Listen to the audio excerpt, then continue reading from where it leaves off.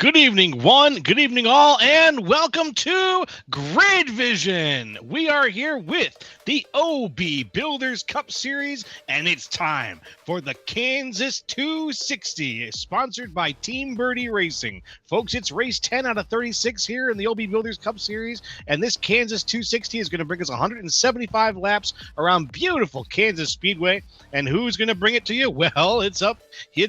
It's the Grid Vision boys, but we got a new face today here. It's Joe LaCastro as usual, and Austin Derbyshire down in the truck.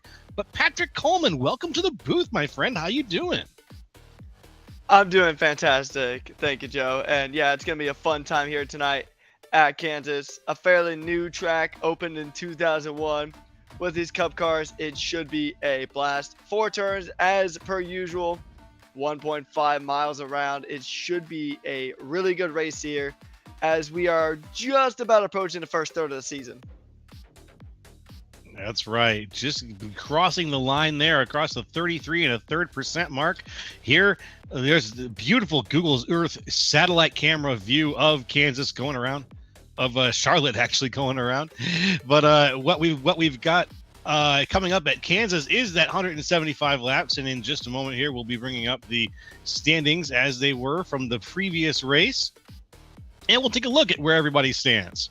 So first things first, last week's results, the super duper fast guy of the race was Joseph Causey with a 15.286 around, but that unfortunately wasn't enough for the win. The win went to Justin Levine with Brandon Pasalaco in second and Bryce Rayner in third. Causey came a close fourth there with the fastest lap though, and you can see that it was he led a lot of the laps of that race actually, but let's see how the standings overall now, how they sit. We are, like you said, about a third of the way through this overall, and Brandon Pasalacqua sitting up there at the top with Adam Benefield in second and Luis C. Becerra in third. With no wins to his name yet, Becerra is still very high placing in this list overall. He's had some really good runs. He's been in the top 10 6 times, top 3 1 time. So he's in a good spot. But, let's see if maybe he can get a win under his belt. Here's the rest of the field for you. The top 30 cars here of the OB Builders Cup Series after 8 races of 36 races. Or 10 races, I think. We'll take a look and make sure we get that right there. But let's take a look at the starting grid right now. First things first in the starting grid, it's Evan Say in your pole position with Tim Wortman Jr. on the outside. And the winner of the Tate Crosby Award, thank you, goes to Gitter there. And we got Patrick Gitter in the third place spot with Derek Heitman in fourth. Chris Vincent in fifth with John Binder in sixth. Tyler Hunter in seventh with Paul Hill in eighth. Kyle Holden in ninth and Brian Johnson in 10th. Take it away, Patrick. All right, taking out our next 10 drivers on the grid, it is Randy Mullins in P11, followed by Paul Gallimore rounding out row number 6. And then we take a look at row number 7. Teammates of Zach Millett and Russell Black taking up the 7th row here on the night. And then we move on to row number 8 with the driver that we talked about a bit earlier on. It is Brandon Pascoelka and PB Henry rounding out row number 8. And then row number 9, it is Daniel Wiles and Jordan Slater occupying that 9th row here on the night. And rounding out our top 20 in row number 10, it is Alexander Carr and Nicholas Isaacs rounding out our top 20. Moving right along, Adam Benefield in 21st with Chris Hudson in 22nd. Joshua Hyatt 23rd with Chris Davis in 24th. Jose Medina in 25th with Matt DiCiani in 26th. Moving right along, it's Shane Clore in the 72 in the 27th spot, and Greg Carr in the 28th spot. Joseph Causey 29th, and Justin Levine 30th. Want to round out the list there for us, Patrick? Sure thing. We got Chad Kibb in just right behind, and it's 2 Chads actually. It's Chad Kibbett and Chad Sanner rounding out row number 16, and then we have John Schnuffner and Low Christian in row number 17. And then we go ahead and Bryce Rayner and Austin Edstrom rounding out row number 18. And then we have Keith Long and Rich Kleinman in row number 19 here on the evening. And then we go down, and that's the rest of our grid. Beautiful, beautiful, awesome full grid there of 38 cars. Wow, beautiful number of cars here to have out at Kansas Speedway. And right now, as you can see, folks, we're getting ready to go kick things off here at the Kansas 260 LB Builders Cup Series. We're hoping you're having a good Thursday night so far. Thank you for joining us here on Grid Vision. We are happy to have you along for the ride, and so are these guys here. You can see that, all right, Evan Say is out in front. Wortman Jr., we're ready. We're looking for it. The BK Design start zone for that green flag. There it is. We are go, go, go on Grid Vision. A good start here from our front runners here. It's going to be interesting to see how these fields really just kind of jockey for position here in the opening stages. It is going to be Gitter just directly behind, and this is going to be a tough one here. Positions are going to be trading quite a bit here in the opening stages, and you got to get these openings right, because if you make a mistake early on, your race could tumble down, as Patrick Gitter does jump up into the lead using that inside lane to his advantage. He will take the early leader as we begin lap number 2 out of 175 here. Positions are changing quite a bit here on the night, and that is exactly what you love to see. You love to see some good, hard, fast racing in the opening stages, and that's exactly what we got here in the opening laps. That's right. That's right. The hard, fast racing is happening right now. We've still got some two wide situations, as you can see here. John Binder high on the outside, close to Derek Heitman. Heitman gives him a little bit of a squeeze there. Then down to the inside again, goes to 76. He's trying to make up some positions as he moves up now to Kyle Holden to see if he can make the pass there on the inside of Holden, the 76 of Heitman. Heitman and Holden together now, locked up behind him. Looks like it's Paul Hill and John Binder for the next two wide situation, but Heitman's going to go ahead and squeeze out in front, and he is going to take that lead from Kyle Holden, and now Derek Heitman is sitting in 6th place. Very good start there for Heitman there, and it seems like the battles are not quite done yet here, Joe, as we do see some very nice battles here throughout the field. Drivers aren't going to want to try to push too early on, because obviously don't want to burn out their tires too early in this race here, and if your tires are worn out, then you're not going to be able to battle as hard for these positions when you really need to in the later stages, or you might just have to make a pit stop a bit earlier than you anticipated. We do have two cars going side by side just behind the number 5, and this is going to be some exciting battles here as we come through, as the number 88 Snickers machine is going to go ahead and try to close on in here. This is going to be a fun little scrappy. I'm sure the drivers are having as much fun inside the cockpit as we are just outside, just watching as they come along through. The number 88 going to try to get a move up the inside, trying to use the inner lane. Running on the apron is a bit more popular here than other ovals that we have visited here this season, and it's going to be to the advantage of that number 88, and that is going to be Sander up a position, and he is going to hold on to it for now, but looks like sticking on to that position it's going to be easier said than done, as now he's tucked in right behind the number 1 car. That is the number 1 of Nicholas Isaacs that he's going to try to fight past now. That's right. Causey and Isaacs there working together on the inside, but don't count out DeCiani there in the 5 on the outside. He's trying to get down. Oh, just across the nose of Causey. See if he can maybe work with him. Now, Causey's made the decision to work the outside lane. He said, you know what? DeCiani's got the speed. DeCiani's got the position. Let's make that work for me. I can get ahead of Isaacs using this. And so he has. He's up ahead now. Isaacs, the 1, falls back just a little bit. He's going to have his own more defensive driving to worry about now. Yeah, he's got a mirror full of cars that he's really got to try to just kind of work with and try to play ball with. Sometimes it is beneficial to kind of work with somebody versus just trying to battle in these early stages, as we do see the number 26 car just going side by side here as we make our way through, as we're still going through the first 10 laps. That number 26 machine is going to go ahead and continue racing right on through. And he's going to try to once again use that inside lane.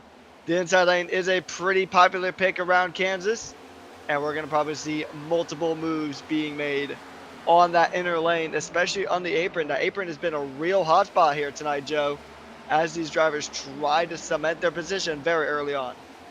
It really has been, Patrick. You're right. The apron here offers a chance at some flat line driving, using the geometry of the tri-oval as much as you possibly can. It can seem counterintuitive to sort of get the car off of all four wheels for a second when you make the transition down there from the progressive banking down to that flat spot. But that flat spot offers some advantages in terms of just getting on the inside of that turn that you can't really deny. Now, you're seeing only some of the cars use it. Here we have up at the front right now. I'm keeping my eyes on the situation up here at the front of the track. Maltz did it here. Got some people diving down to the inside, and multiple people now, but the majority of the track right now is staying off the inside of the track. And I'm wondering if they're just going to be using that more when it comes time to make those passes, or if that's going to be a strategy you're going to see someone try to incorporate into their line overall. Yeah, it kind of seems like it's almost like the passing lane on any like American highway. It just seems like you really want to get in that lane if you want to try to pass someone, but otherwise you want to stay in the middle or even that higher lane on some occasions. And now we are watching, and this is going to be a very interesting one. Joseph Causey is going to have a good amount of pressure on him, but there's going to be pressure all throughout the field here tonight. So everybody, granted, we are not quite through the first third of the season just yet, but everybody is really going to be trying to fight to kind of continue that momentum as the drivers continue to go on through. The number 21 car really trying to hold on here, trying to hold on to that P8 position. That is going to be Paul Hill trying to make his way through. Actually, correction, that is Randy Mullins. He's going to go ahead and go through. He does have some clear track ahead, so this could be some good battles just up the road.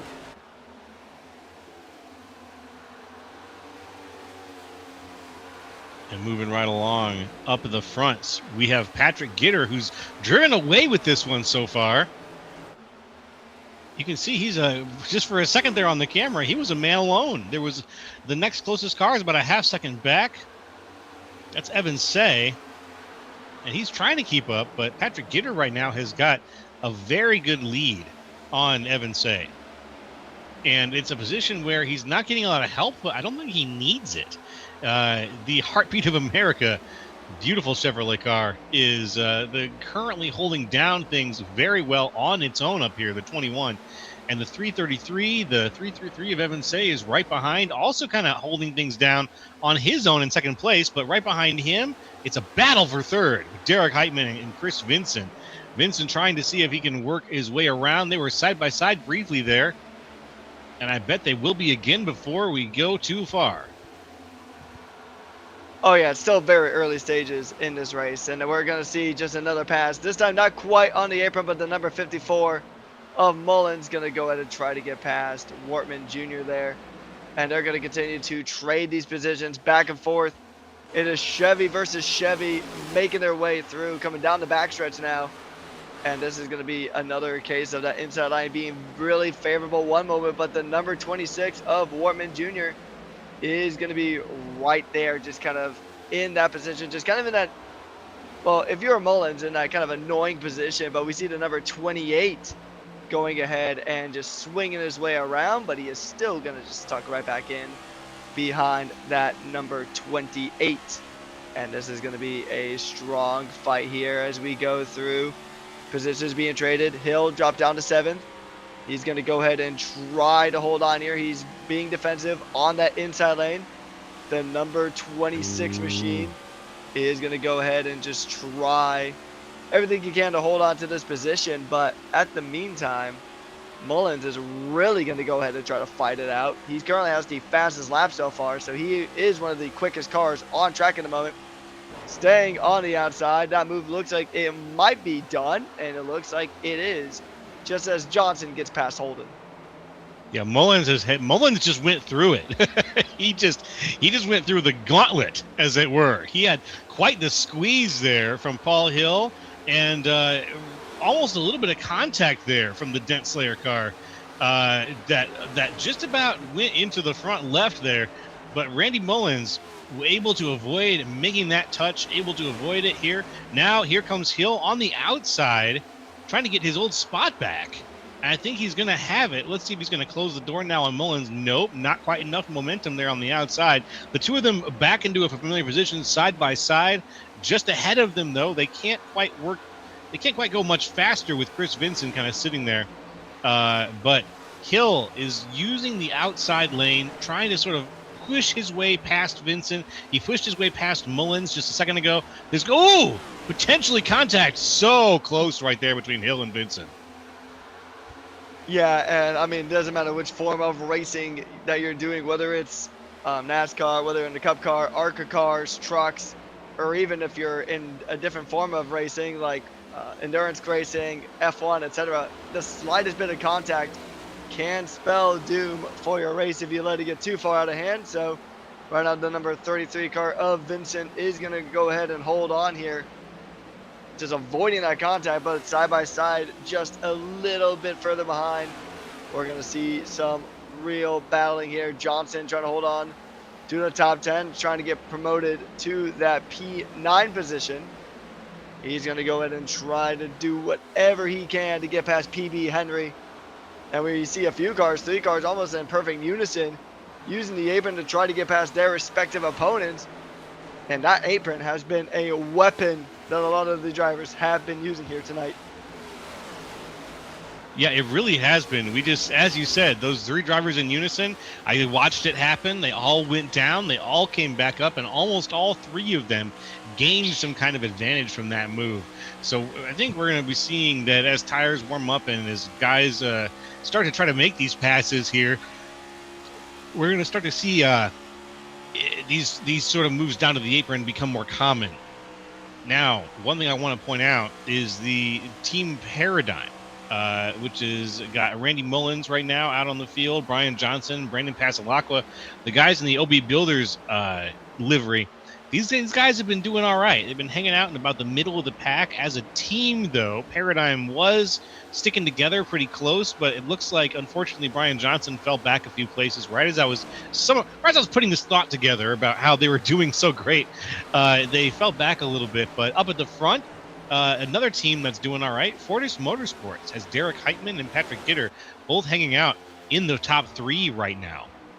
So look out for those guys from Fortis and see if there's anybody else on the track from Fortis right now. There's a few, I think here. Nicholas Isaacs is there. Matt DiCiani is there.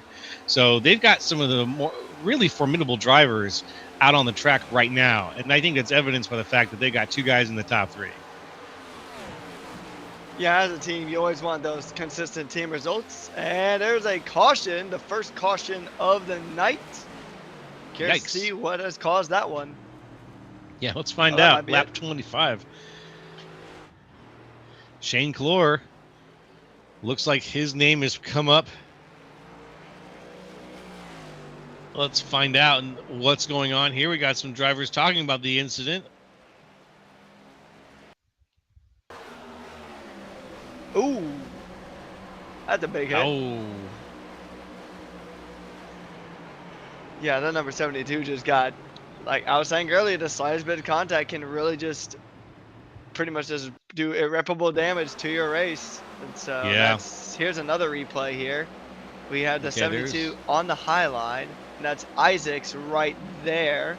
There's Isaacs. Oh no, the 72 topped the wall and just kind of got bounced into Isaacs. Yeah. Yeah, and some are going to point out, like, oh, did Isaac squeeze him up into the wall? And I'm not really sure. It looked like they were both kind of traveling in that direction, coming out of 3 and 4 here.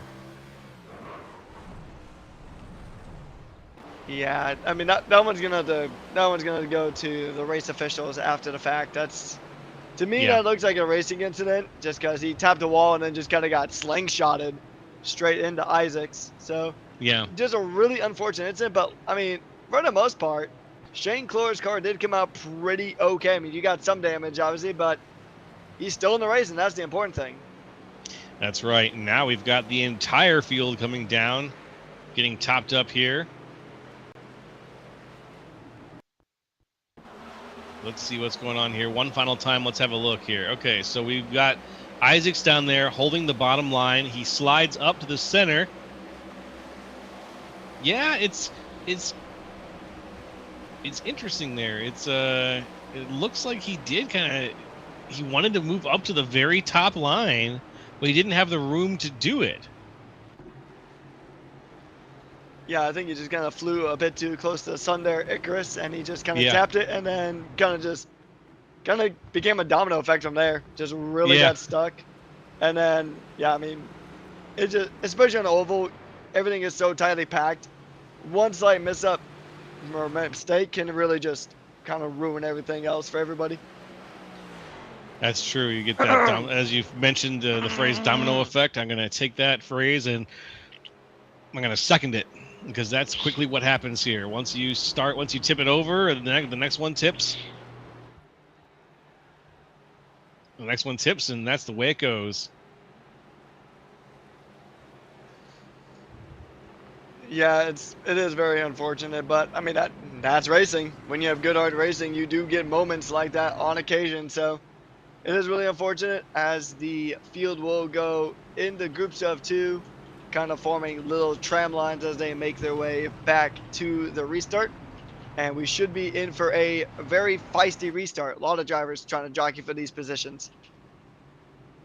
That's right. We got over 35 drivers on the track right now, who all want to be in a good spot for what is going to be more long-running racing, I'm hoping here.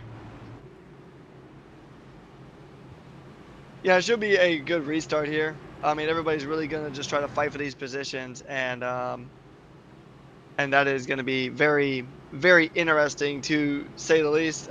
Hopefully we go green for a little bit. Hopefully we don't get straight into another caution, but I mean, we'll see. I mean, everybody's really going to be trying to fight for these positions. And let's see who's out in front right now. I can see the 333 of Evan Say. I also see Patrick Gitter, the 21. Derek Heitman is there. Tyler Hunter is also there. And there's the green flag. We are green yet again. Let's go. A good start there from Patrick Gitter. He's going to pretty much get in the lead very, very quickly, as Heitman is going to go ahead and actually make his way up into that P2 position. That is Derek Heitman jumping up a spot here, as we are officially back green. Everybody's already kind of going single file line. It's about to be 3 wide here, as the drivers go ahead and make their way through the 33, the 23, and the 95. All trying to go ahead and fight for these positions here in the top 10. Once again, there are quite a few drivers making their way down into the apron. And this is going to be an absolute just masterclass pass here. This one can stick. We've seen a few drivers really get multiple passes for the price of one on that apron. So I'll be expecting to see that quite a bit more as we go through. But so far, it is a very clean restart here, Joe. And we are still seeing battles just up and down this field. That's right, we are. And you know what? PB Henry right there, a driver that we're looking at very closely here. He is driving very fast right now on the outside line there. He's made up a few positions since this race restarted, and we're seeing him make a masterful use of that center line. Just a lot of speed out of PB Henry, working his way up to 4th place right now. From the center of the pack up to 4th, really is a really good drive. Just wanted to say that.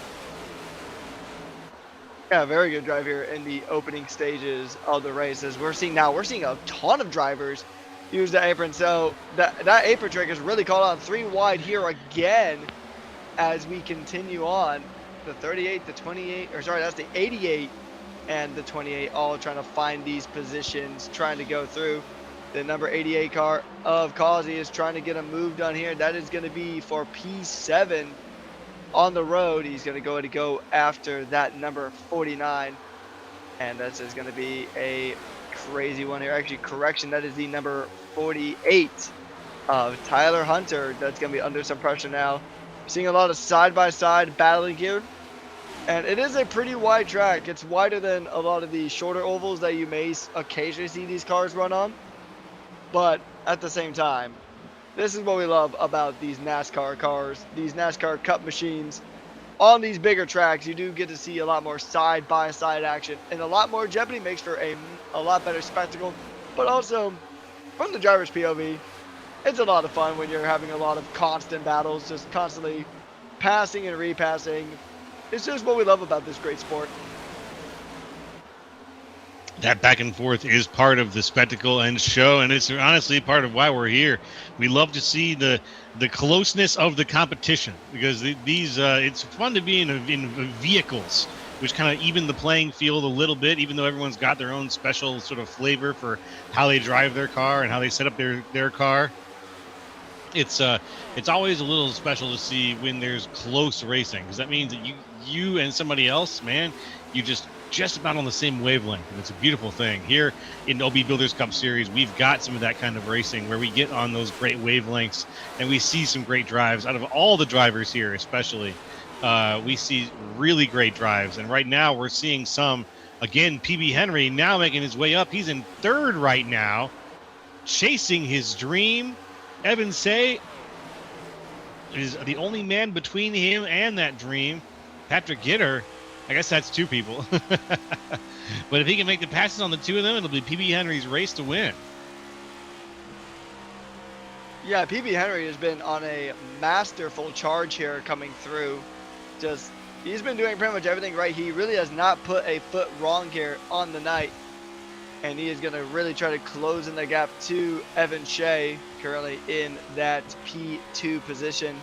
The 333 car will be under some pressure. He's going to go ahead and just try to use any bit of that slipstream to try to come in. But he does have a good amount of pressure from behind, as there's quite a few cars looking to make moves. And speaking of drivers who are trying to make moves, that is Randy Mullins trying to get one up on to John Binder. Trying to go ahead and get that for that P6 position. Won't quite get it just yet, but this is going to be, it's going to be just a straight fight all the way through. But the thing you got to really start considering is, at what point do you want to call in the pit stop? I know there's 175 laps in this race. It's not a short race by any stretch of the imagination, but pit stops are going to come in at some point. And like we talked about with contact, strategy can also really make or break your race here tonight. That's true. With 175 laps, strategy is key. It's not just about sprinting to the end. It's not even about it's not even about a marathon.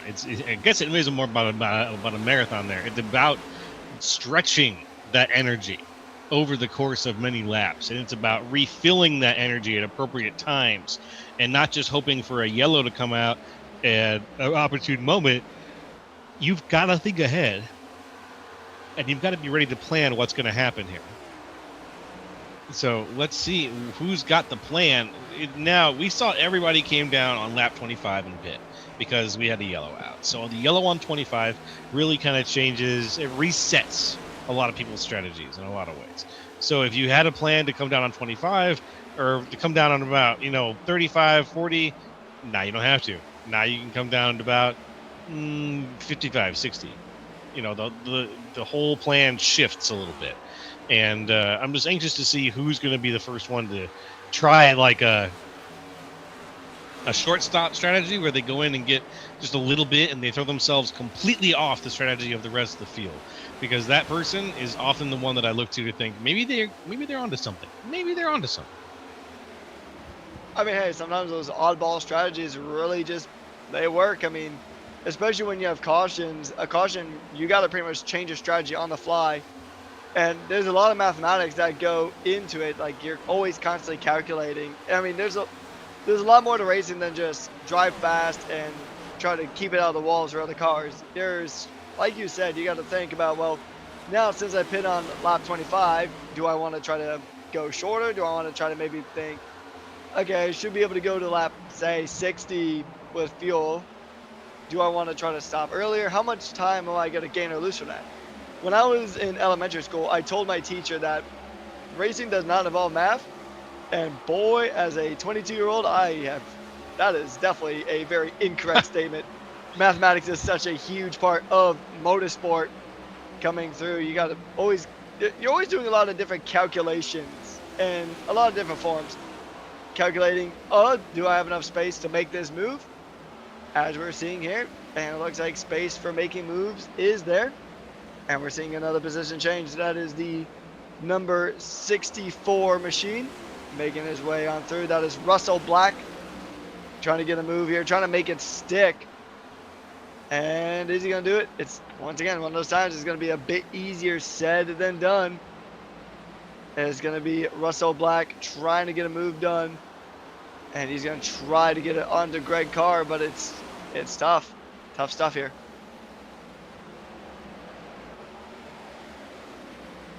Here up at the front, we're watching Randy Mullins right now.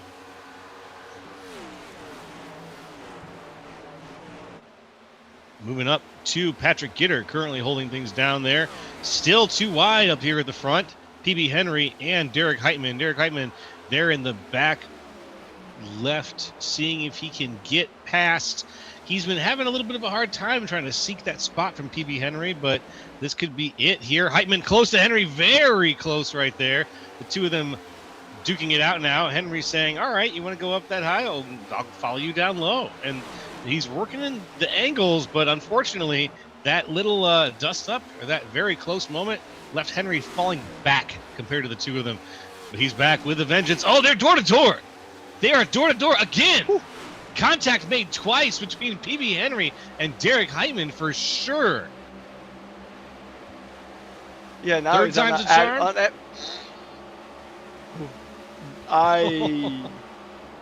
I saw my life flash before my eyes, and I'm not even in the cockpit. I just saw that was going to be a caution just right then and there, but good driving on these guys to not have that happen. So as we're on lap now, number 47 out of 175, the racing is just as intense as it was on lap numero uno. And that number 88 car is going to try to go through. Joseph Causey on the PB Henry.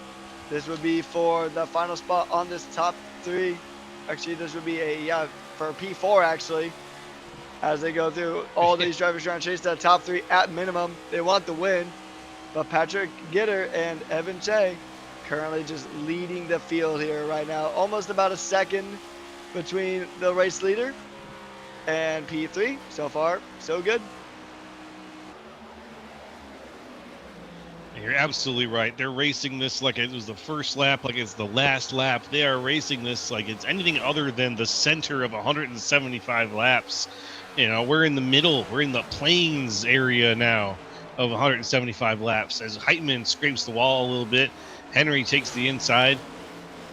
The two of them still too wide for fourth place. And they're racing, and not just like it was the first lap or the last lap. They're racing like they're racing for first place. And they're racing like they're racing for the podium, even when they're not quite racing for the podium.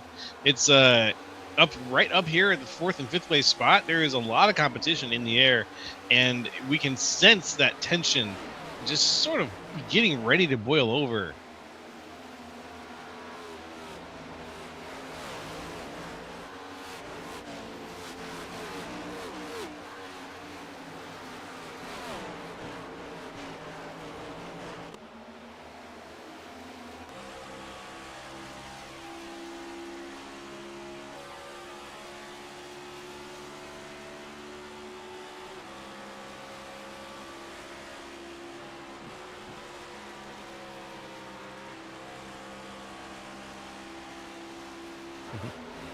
All right, well, we've got many more laps to go here as we only just crossed lap 51, but that is going to be almost a third of the way around here of the OB Builders Cup Series. It is the Kansas 260, sponsored by Team Birdie Racing, and it's been the Patrick Gitter show for at least the beginning part of the race here so far. And Fortis Motorsports also has, once again, still Derek Heitman up there in the top. And CFM Performance was Evan Say in second place, is the one splitting the middle there. So the top three, Patrick Gitter, Evan Say, and Derek Heitman, they've been doing a pretty good job holding this race down for quite some time. But right behind them, and we're talking right behind them, is a lot of activity. Yeah, they're pretty much in a pretty good spot right now because they don't really even have to really worry about all that because, I mean, Evan Say almost has a second gap to P3 as it sits. Just kind of ebbing and flowing around that 0.8 to a second gap just from being P3 and P2. So we're going to see as now it is going to be Tyler Hunter now trying to get a move done. And this is going to be a fun one. Actually, correction, that is the number 54 of Randy Mullins trying to go ahead and find any kind of moves. He is under some pressure, though, from Brian Johnson in that number 4 Chevrolet. There is going to be an attempt, but he uses that high lane. And sometimes, but just how track evolution works is sometimes that the high lane can be advantageous at later stages compared to the low line. And I know we've been seeing drivers kind of use the apron as like their trap card for a majority of the race. And we're going to see now maybe the high line might be a bit advantageous as we come through here. This is going to be, once again, it's going to be Clore now trying to make up some positions after that incident he had very early on with Watts, or with Isaacs. So once again, tough battles all throughout the field. But we're not even halfway through this race yet, Joe, and the action is still just as intense as it was when we started. Yeah, no kidding. They are lighting it up down here at Kansas right now. It has been an exciting race. It's been mostly a lot of green. We've had only a couple yellows for cause here, but the yellows have been as a result of some good racing. So I can't really complain. We have a lot of green going on and a lot of green yet to come, I've got a feeling. So fingers crossed, we'll see. Right now, though, let's look closer at the field and do a quick recap of where things are and how things are going. Up here at the front, we've got a 2-wide situation that looks like it's just about resolved itself here.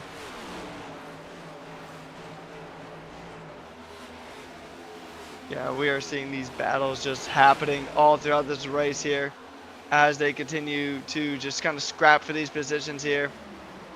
And they want to be ahead when they come through for the pit stops, just so that they can have that track position and maybe try to get into some clear air. If you get stuck behind traffic on worse tires or that are just generally running a bit slower, then that might just kind of hamper your race. So once again, it's a lot of calculations we are going to have to do here tonight, as we are seeing just some excellent fighting here. 4 positions, as now it's going to be the number 31 machine trying to send it down on the number 1.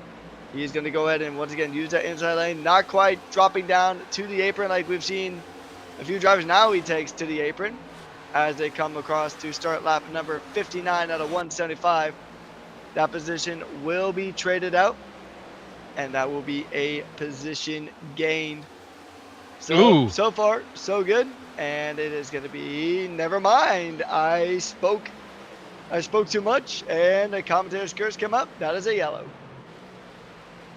That's intense. PB Henry involved here. Let's see what happens.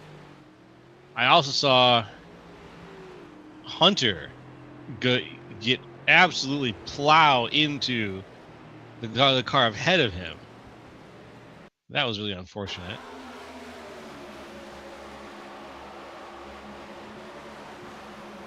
Here we are. That's PB Henry, I'm pretty sure, of there. Oh, he got loose. Yep. Ooh. And it just got stuck there. Yeah.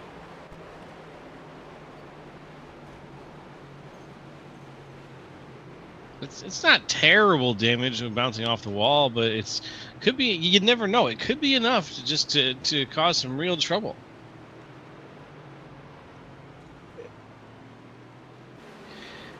And folks, right now what we're going to do is we're going to take a little break here in the LEB Builders Cup Series on Grid Vision, and when we come back, more live from Kansas Speedway. So stay tuned.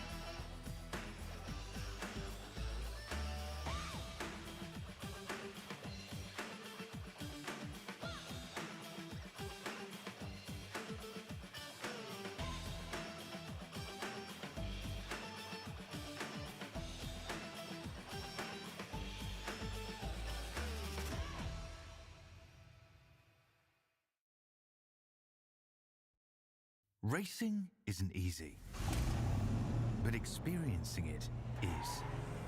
iRacing puts you in the driver's seat with the industry's leading sim racing game.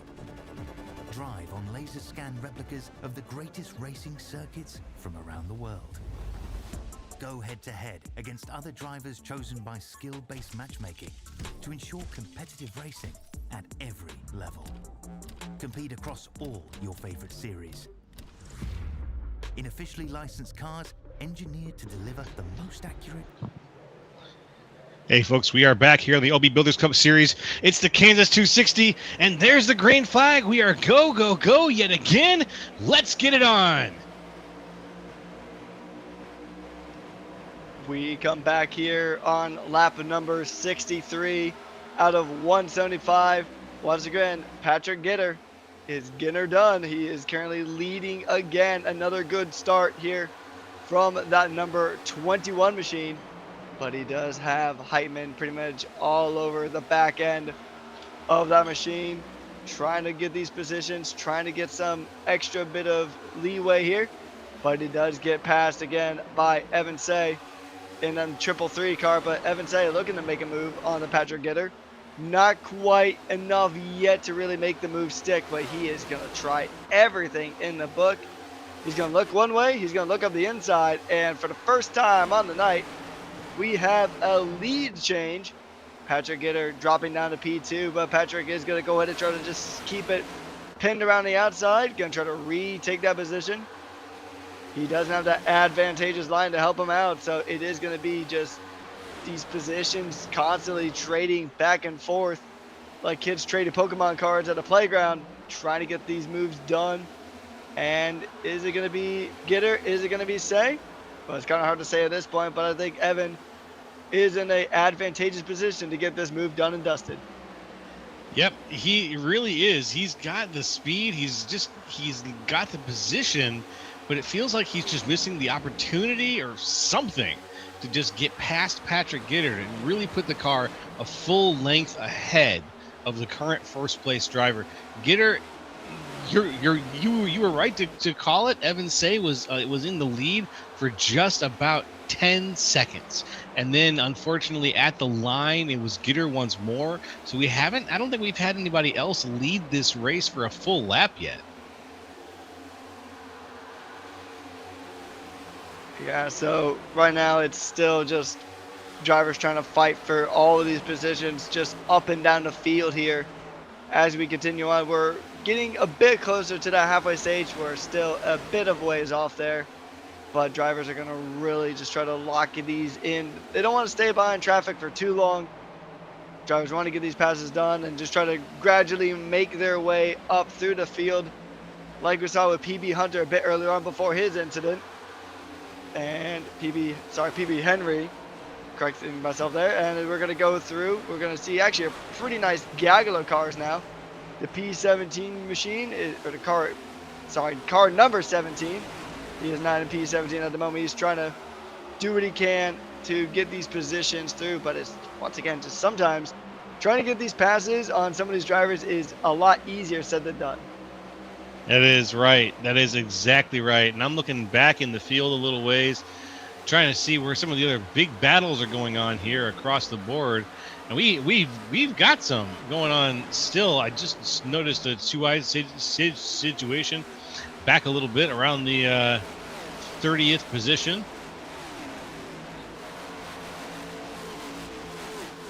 Right now, Russell Black side by side with Chris Davis. Black's going to make the move down on the inside. We see another two-eyed situation right behind them with Keith Long and Jose Medina.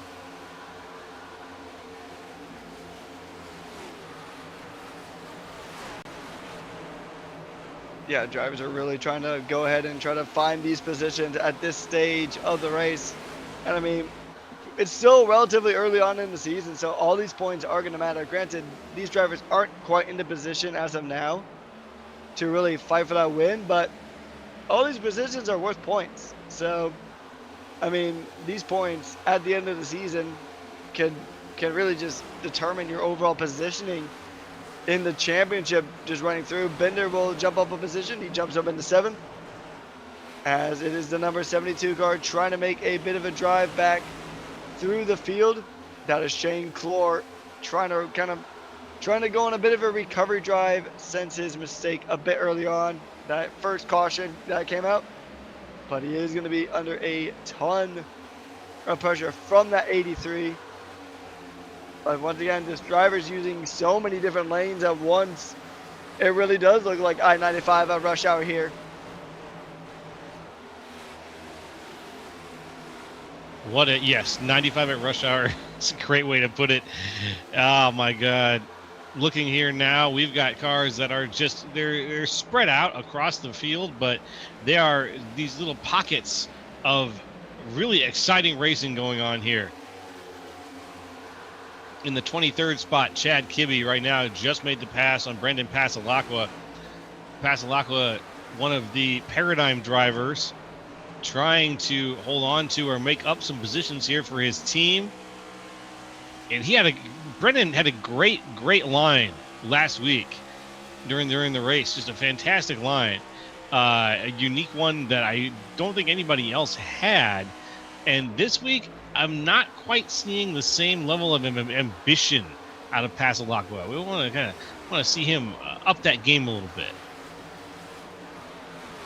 Ambition is a good word to use. I mean, you really need that too, especially when you're a driver that's just had such consistent results, but once again, just no wins yet on the season. And I know this would have been one of the nights he would have wanted to get a win, but right now he's not exactly in the best spot to even really challenge for the win, especially just considering the pace of Patrick Gitter and Evan Say that are up at the front now. But Heitman is going to really try to close in that gap. He is trying to make his presence known, but he's going to lose a position there to that number 88 machine. Going to lose a position to Joseph Causey, as he is going to go ahead and try to fight tooth and nail to try to stay in that podium spot, but it is going to be a much easier said than done for him, as Derek Heitman is going to try to get the move done, as we now ride on board with the driver currently in P3. He's going to go ahead and continue on And he's got a mirror full of that number 76 of Derek Heitman. And I mean, that's something you always want to really do, is you always want to be a present threat in the mirrors of the car ahead of you, just to kind of even make them just do a bit of a double take. Just takes one lapse of focus that your whole race can just get turned upside down. And I mean, psychological warfare is a thing in motorsports too. We see it all the time. It's very, very true. You want to stay present. You want to stay on their mind, you know, so that they have to constantly think about and adjust to you. You know, you don't want to adjust. It doesn't do as much adjusting to them. You want to be the one who's setting the pace, who's setting the sort of spirit of the moment. If you're driving hard, that's good. It's your choice to. You know, if it's time to pass, that's your call. And if they're reacting to it, well, that means that you've got a chance to really make that work for you, because you know what the reactions are going to look like here. Let's take a look at Binder here in the Wayback Machine, though. The 23 had a little bit of activity. Oh, ooh, wow. Loses it. Saves it, but what a moment. Kind of hard to say what caused that. Yeah, it's easy to get loose out of 3 and 4, and that was that was into the tri-oval. Yeah, I mean, sometimes you just get a little too optimistic on the throttle, especially now that these tires are getting up there in age, so you don't have as much grip as you did towards the beginning of the race, and sometimes if you're pushing too hard, those tires can just get a bit overheated, and the rubber expands a bit too much. So the tires just do not have the same level of traction, and that can cause you to get a little squirrely here, and then the door just opens wide up for a spin or for somebody to make a pass. As Derek Heitman, he saw an open door, but that door was quickly shut by Joseph Causey, trying to still hold on here. The front two are starting to kind of lose that gap that they had built up a bit earlier. Now they're all about evenly spaced. And now we have a four-way fight for the race lead here. Patrick Itter, Evan Say, Joseph Causey, and Derek Heitman all within a shout for that P1 position as we begin lap number 81 here out of 175 at the Kansas 260. We're already here to lap 81. Beautiful. We're looking for 175. We're on 81. It means that we're so close to the halfway. Close to halfway indeed. And we're going to see just once again, everybody's really just trying to get punchy here. Thought I saw a bit of a wall touch just a bit further back, but I think I might just be seeing a little bit there. And it's a massive gaggle of cars right here towards the back of the pack around the midfield area. Seeing drivers in all sorts of machines. We see the Toyotas, we see the Chevys. I don't see a Mustang in that mix. I know there's a few Mustangs on the field tonight, but it's right now pretty much Toyota and Chevy duking it out here in this little gaggle. There was a bit of a wall tap there, but that is going to line up once again, almost going side by side, really, almost forming like tram lines coming through.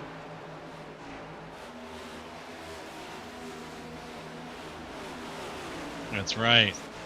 And now we've got that tram line is a great visual. I'm really glad that you said that, because I can see it. I can see it and I can feel it. It's an excellent way to describe a lot of what we're seeing here. Yeah, we're seeing a few drivers just kind of get loose there around turns about 3 and 4. So that's going to be probably a bit of a hot spot for drama a bit later on. Binder just got rear-ended. How he kept that car facing in the right direction is beyond me, but that is a very good save there. I mean, we talked about a bit of a domino effect earlier on, but that would have been a huge domino effect. It's like when you build one of those domino towers and someone just throws a dodgeball at it. That's probably a pretty similar visual to what we would have got there if that car did not stay facing in the right direction. You're probably right about that, my friend. And that was, what a checkup there. Hunter just bumped really hard into the back of our man there was at Randy Mullins. No, Binder, John Binder. And Binder managed to hold on and keep it straight. Beautiful driving there, but now he is getting eaten up a little bit as Chad Kibbe in the 45 comes up on the outside, seeing if he can make his way past. Oh, no! Once Kibbe again, gets spun.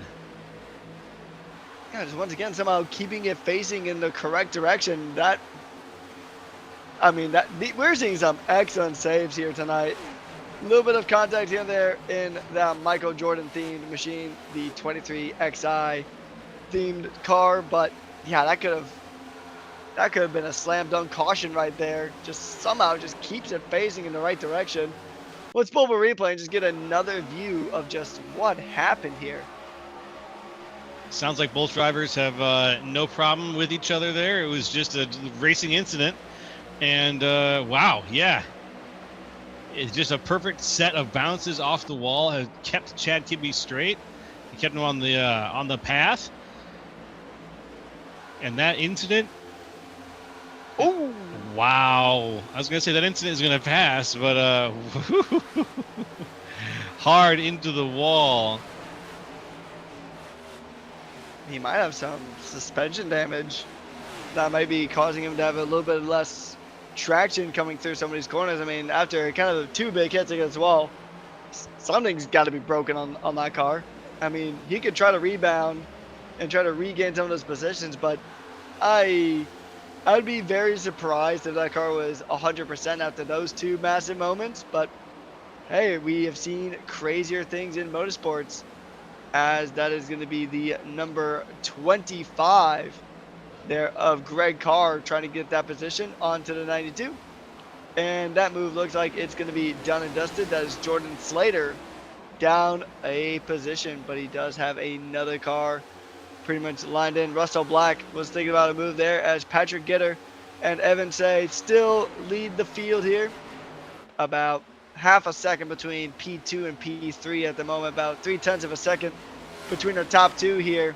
Derek Heitman going to really try to get some good runs here if he wants to really try to catch up to the back of this pack here. But there's a few cars behind that are going to want to try to make some kind of inroads, some kind of progress.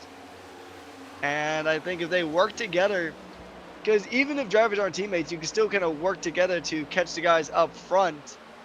And maybe, just maybe, that's what Paul Hill and Joseph Causey need to do here. Paul Hill and Joseph Causey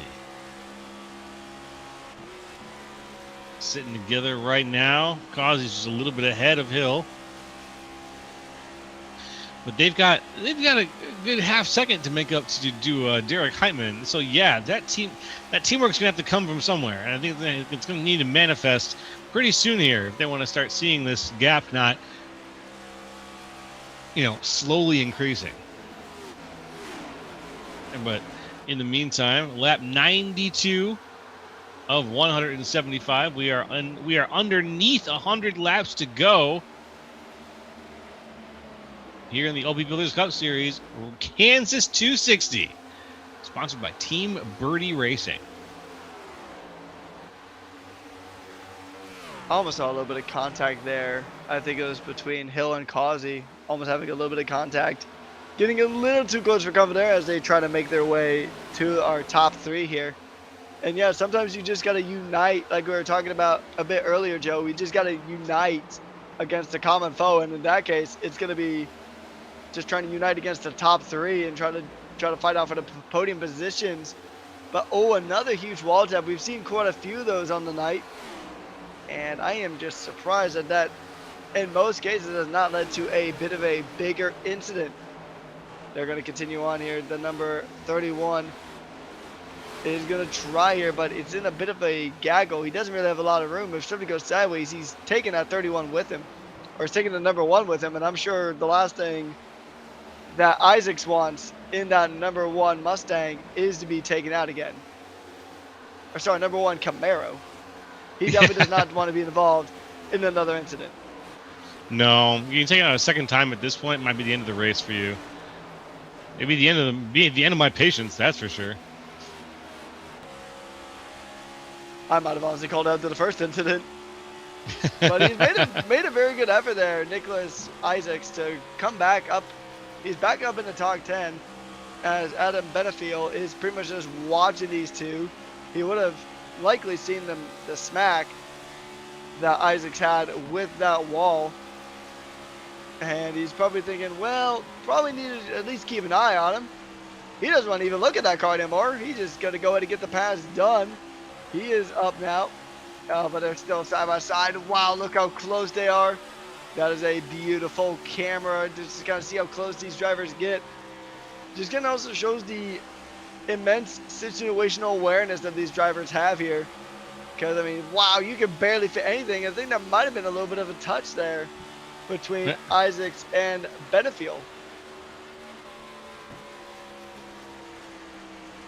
Might have been a little bit. Oh, but yeah, there's the caution out. And let's see what caused it here.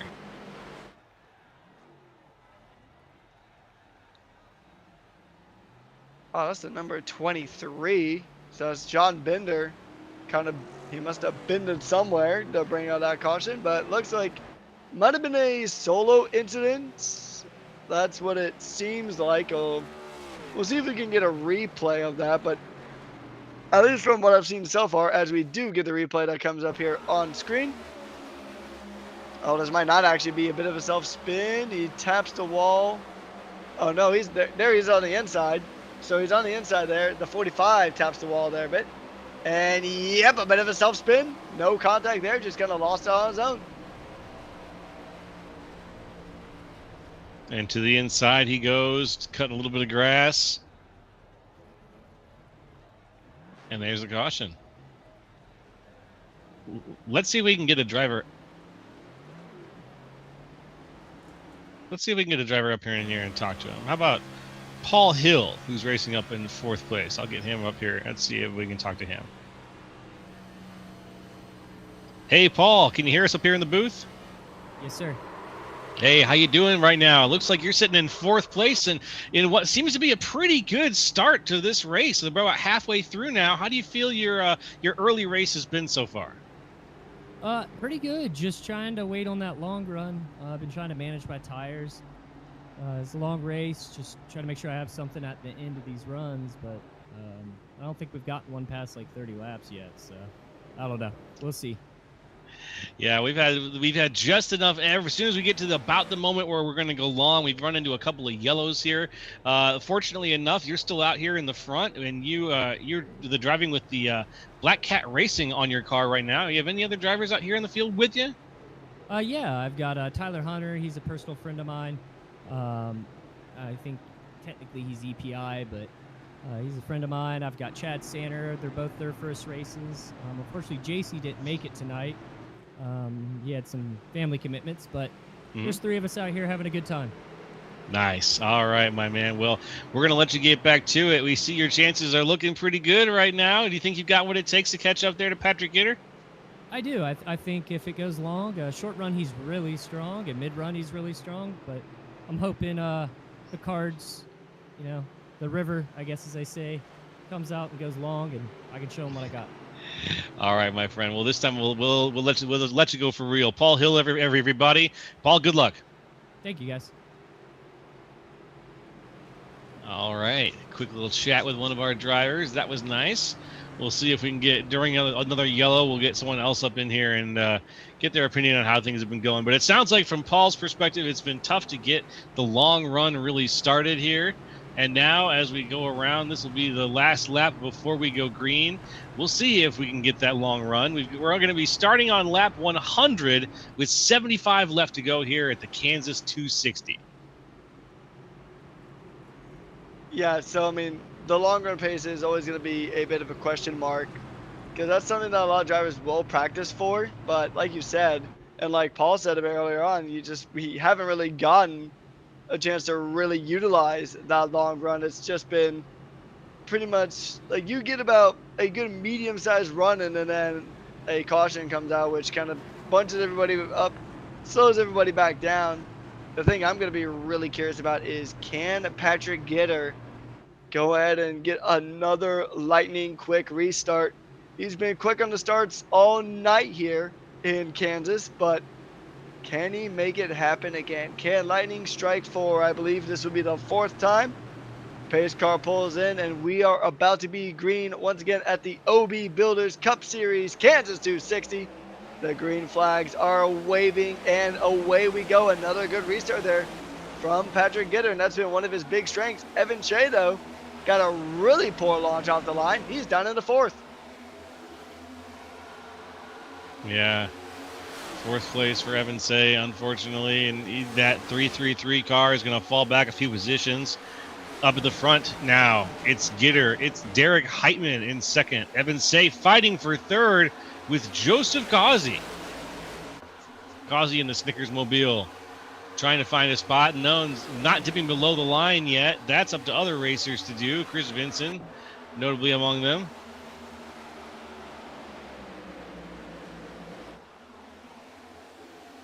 Here comes Say high on the outside. He's going to try to make the pass on Heitman. Can he do it? We got lap flag traffic already saying to avoid them over the radio. Very nice of them.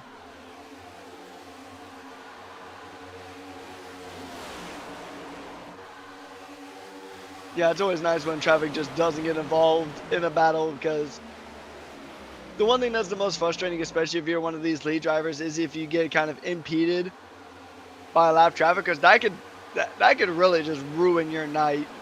I mean, it's common here in these longer races. Also, you think about multi-class racing in general, like what we see in IMSA and the World Endurance Championship. Sometimes traffic in like a GT3 or GTE category can really mess up some of the hypercars. And even though there's no different classes here on the night, you can still see similar effects coming from traffic, as a few drivers are still kind of going side by side.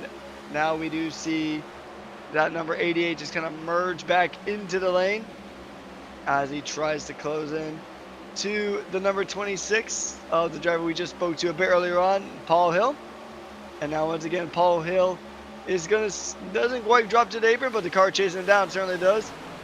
And the number 26 car is going to have a absolute tidal wave of cars right behind, just trying to chase him on through. He's trying to chase a podium position there. He's got Derek Heitman just up the road, but he's got to be real careful. He needs to check those mirrors, because there are so many cars around him. Joseph Gauzy now under some pressure from Millet and Decani. And this is going to be a tight fight here for position. And this fight for the podium might just get a bit more intense.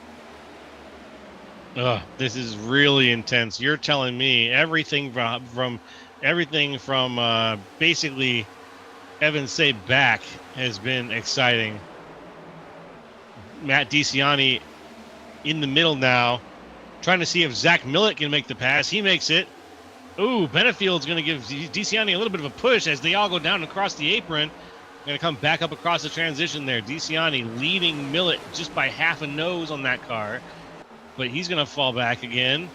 And for some reason, DeCiani is losing speed a little bit here and a little bit there. It does feel like he's losing speed, especially when we're watching him just incrementally fall back on the exits of all these turns. And here comes Millett on the inside to make the pass. Here comes Benefield once more to try to make a pass, I'm guessing on the inside. Let's see if he can squeeze the car in there.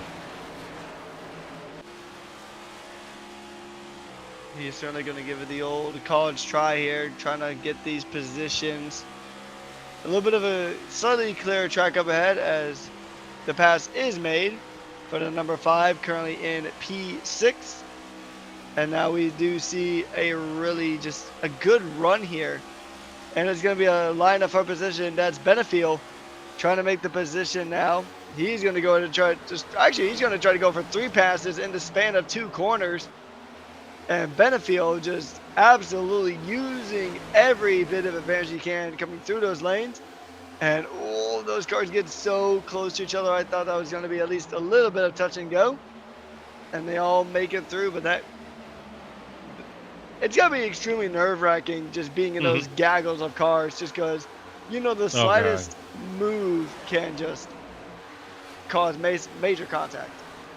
Yes, sir. I can only imagine. I've done a little bit of oval racing, and let me tell you, it is nerve-wracking to be going at nearly 200 miles an hour and what feels like.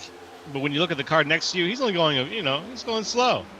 He's just going to slide around, but he's going to slide directly into you, and there'll be nothing that you can do about it. And then at 200 miles an hour, that becomes much more than just a little dust-up. And I mean, it can really just go from bad to worse in a heartbeat. But so far, for the most part, it has been a pretty clean run here for these drivers. We had a few cautions on the night, but when you have drivers trying to race for these positions as hard as you can, then that's kind of just a byproduct of good hard racing. The number 48 is going to try to get around, and is he going to get the move done? It's going to be tight, but once again, we've seen that these moves have taken a while to actually stick. And he's going to try it here. Once again, that apron has been very useful, but its usefulness might have just run out a little bit here, as he just hasn't been able to make the most of it here at this stage. I've noticed that. It seems like it's a situational thing now, the apron. Like it was working for everybody for a little while there, but now you really got to be careful when you're going to use it. Well, there we go. The whole field's using it still. Yeah, it's going to burn your tires up more doing that. And this track is known for tire wear. Kansas Speedway is one of the tracks that's known for eating up the tire, especially that rear right tire. So I can't imagine that transitioning down there is ultimately a good idea for these long runs. And for any of our viewers tonight who may be a bit more familiar to like some of the European circuits, think of this track kind of similar to Barcelona, the Barcelona Formula One circuit, another track that really likes to chew up tires. So it's kind of the same thing here at Kansas, just with a different tire. So that apron can chew up your tires, but you can get a good amount of pace from it. So it's one of those things you got to try to evaluate the risk of, yes, I can go for the pass, but my tires are going to absolutely hate me for just abusing the line too much. So that's why we'll see some drivers take it one time around and not another. But now we're seeing actually a fight on the apron. And there is zero room for error there. Even if you breathe slightly wrong there, that could end up in a massive collision there on the apron. And there is a wreck in the back, and that's going to be a caution for certain. Multiple cars involved in that one. And yep, there that's it is. There it is. Oh no. Yeah, multiple cars involved. We'll have to see who exactly was there when it went down. We take a look in the old way back here.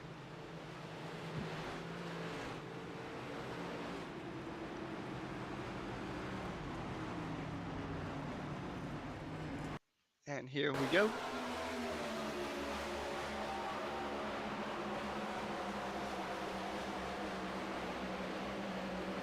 Yeah, I'm trying to see. Oh, just kind of lost on zone, and then, yep, there's that domino effect happening again. Just flew a bit too high up, tapped the wall, and then just kind of got stuck on another car. I feel like there was a bit more cars than that, though, but I guess that was it. I know the number 3 car got really into the wall there, but yep, that is, I think, caution. Oh, here's another look at it. And yeah, I just kind of lost on his own. And oh, there's where the extra cars was, that number 3, and oh, just more cars just being wiped out of the equation here. I believe that was PV who also was involved in that as well. Yeah, PB Henry, I think, was also kind of involved in that one. Get another look at it. There's the number 3. She's going to scroll. Yeah, that was PB Hunter involved in that. Some other drivers who were involved in that. Lou Christian was also involved in that as well. As we come back to live pictures, and now it's another round of pit stops. But this does put that number 92 of Slater into the lead here on lap number 117, as we see a huge flurry of activity in the pits.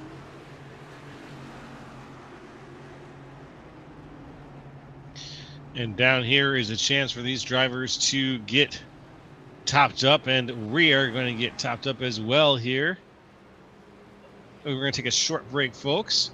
Going to come back. There'll be even more racing from Kansas Speedway on the OB Builders Cup Series, live here for the Kansas 260. Stay tuned.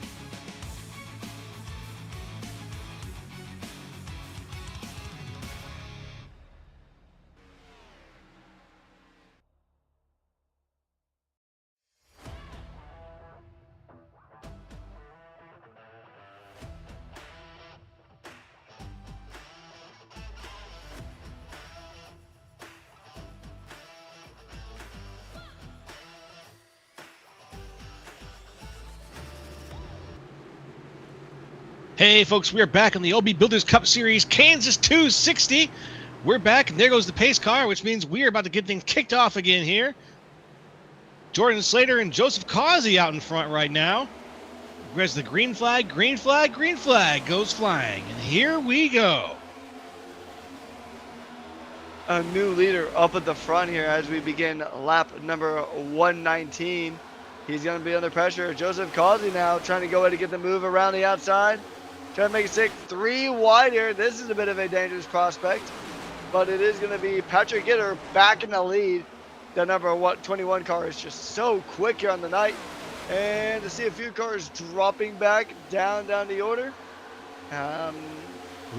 No caution yet, so that's at least a good sign. We're going to stay green, but some massive stuff, massive positional changes just happened here. Yeah, Joseph Causey just wrecked out of the lead, or the race for the lead. Now he's in the back. Quite the change-up for a situation that did not cause a yellow.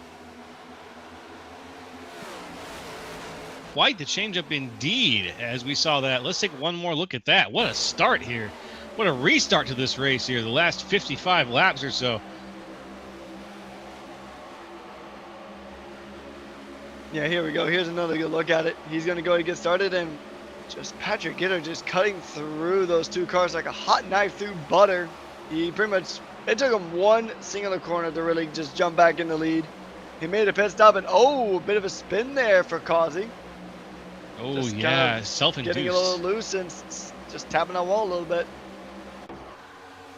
That's rough. That's really rough. Self-induced spin, but no one else hits him. It's just him. He's high on the outside. I'm surprised that considering he was on the outside, that he definitely had some heavy hits. He didn't throw the yellow, but hey, iRacing is iRacing.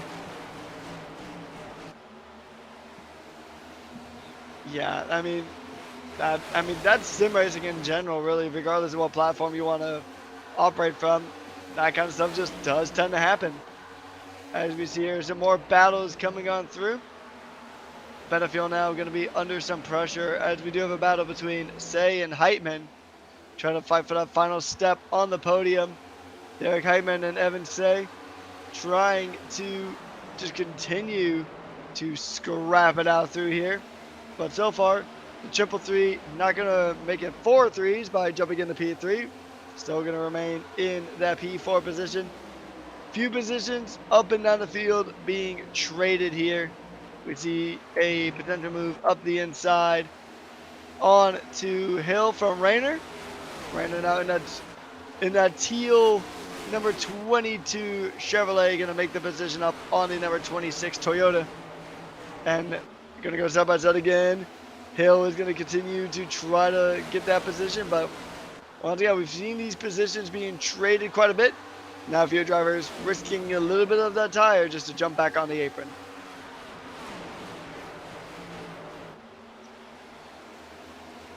And up here, catching a line of who's driving, seeing where everybody's at right now. Bryce Reiner and Evan Say are up here, side by side. It's actually Say and Hill who are side by side right now. Bryce Reiner is just a little ways ahead of this pack of 5 cars that is very close to each other right here, right behind Bryce Reiner, being led by Evan Say and Paul Hill. Say trying to push that 333 just a little bit further. Can he do it? He does. And right behind him, Chris Vincent says, I'm going to follow you, and I'm going to dive down to the inside as soon as I get the opportunity. Here I go. And Vincent wants to steal that spot from the 333. I think he's going to do it. Vincent proving that 2 3s are better than 3 of them as he jumps up into that P5 position. But he's not going to have it easy, though. The 333 going to try to just swing it around. Evan Say, I mean, he's going to do what he can to have the last say in this battle. He's going to go and just try to keep it around the outside. He may need to try to dive a bit lower to try to cut it off, but that comes with a lot of risk. You can see a lot of marbles on parts of the apron, which can really just upset the car's balance. As we see just once again, good fights here, as it is lap number 128 out of 175. And it is still Patrick Gitter after a lightning restart. The starts have been a strong suit here tonight. He is up into P1 again and almost got a half a second to Benefield in P2.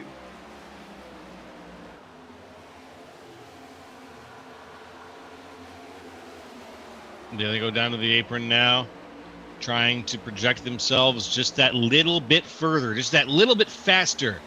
And folks, if you're watching at home, we'd love to hear who you think is going to win it all right now. We see some cheering for Edstrom there in the chat. Who do you think is going to win here tonight at the Kansas 260?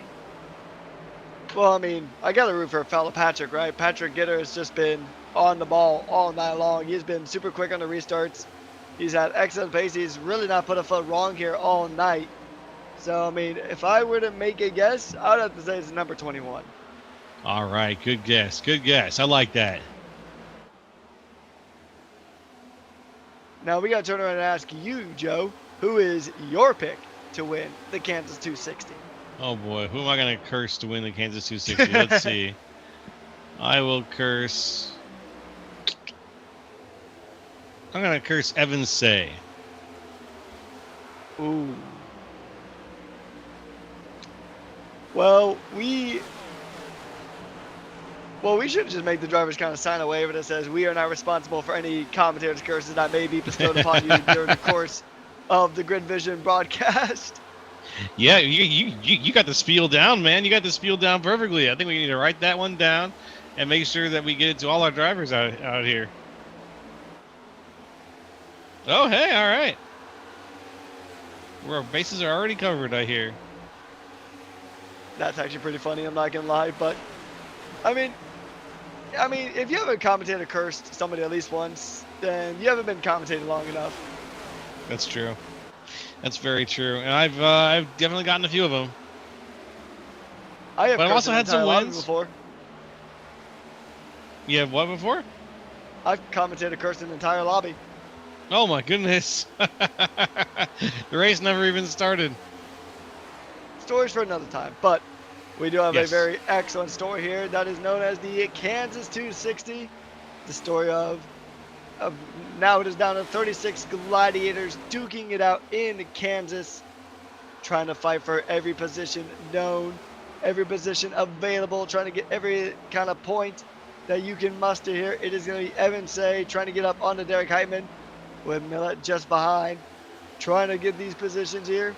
You're running out of laps, and I mean, well, Oh, no. we're gonna take a bit longer because number 4 is gonna be spinning around, round and round like a Beyblade. Let her rip. Okay, well, that caution is going to set things back again to a certain pace. That was one of the was it Fortis Motorsports? Nope. They're on the field as well. That's one of the Paradigm racers there.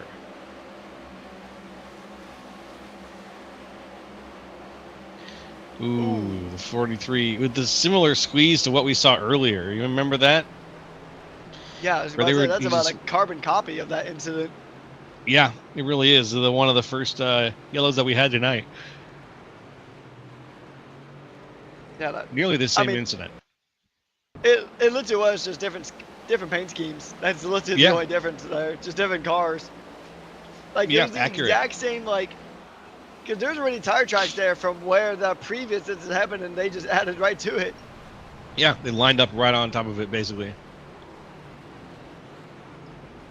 I mean, Even drove free away from it. landscaping there, I guess. Twice. Yeah. Ooh, another incident. Whoa! Whoa, those This are is both, not even a replay. and that was his teammate.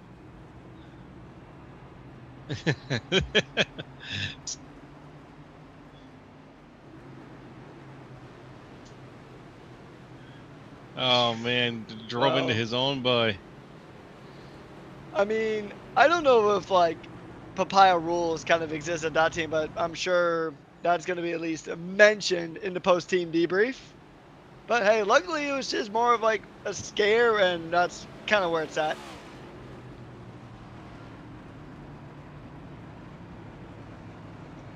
And we saw a very good number of cars, but not everybody went down pit road this time around.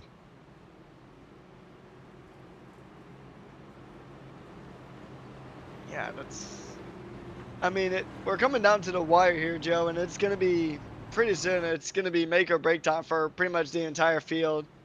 So Patrick Gitter, once again, at the front of the field, he's going to do what he can to try to bring it home. Really, that's all he really needs to do. But I got a feeling that Adam Benefiel, Bryce Rayner, and pretty much everybody right behind is really just going to make his night just as difficult as humanly possible. Well, they should. Keep it interesting, right? Yeah, you might as well. I mean, you might as well risk it for the brisket. The brisket. That actually sounds pretty good right now. It does. It does.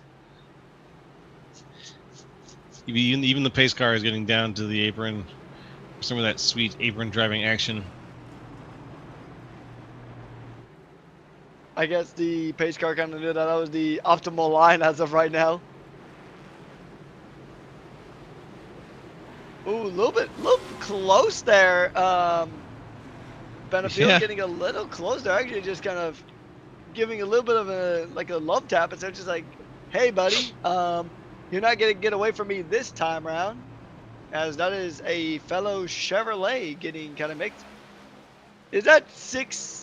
That is 6 Chevys in the top 6. That is actually very beautiful to see. 6 Chevys in the top 6. That's right.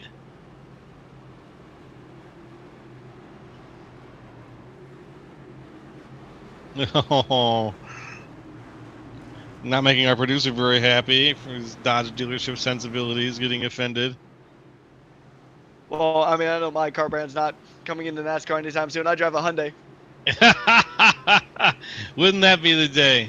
Oh my goodness gracious, that would be the day. I know they're talking Car- of Honda jumping in, but we're going to jump Yeah. right back on into this race, as it is going to be green flag racing yet again. Patrick Gitter leading the field, and once again, just another good restart, but he hasn't quite pulled away just yet. But we can see that pace there from the number 21. Driver's trying to go through. We are back green here on lap 138 out of 175. And Patrick Gitter is just getting her done, just running away from this field on these restarts. He has been the king of restarts here tonight in Kansas, as we see battles for that P2 position.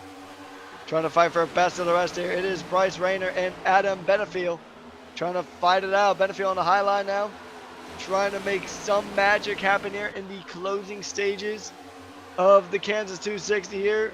as part of the OB Builders Cup Series. We're seeing it's going to be pretty much now down to the wire. It's going to be go big or go home before you know it.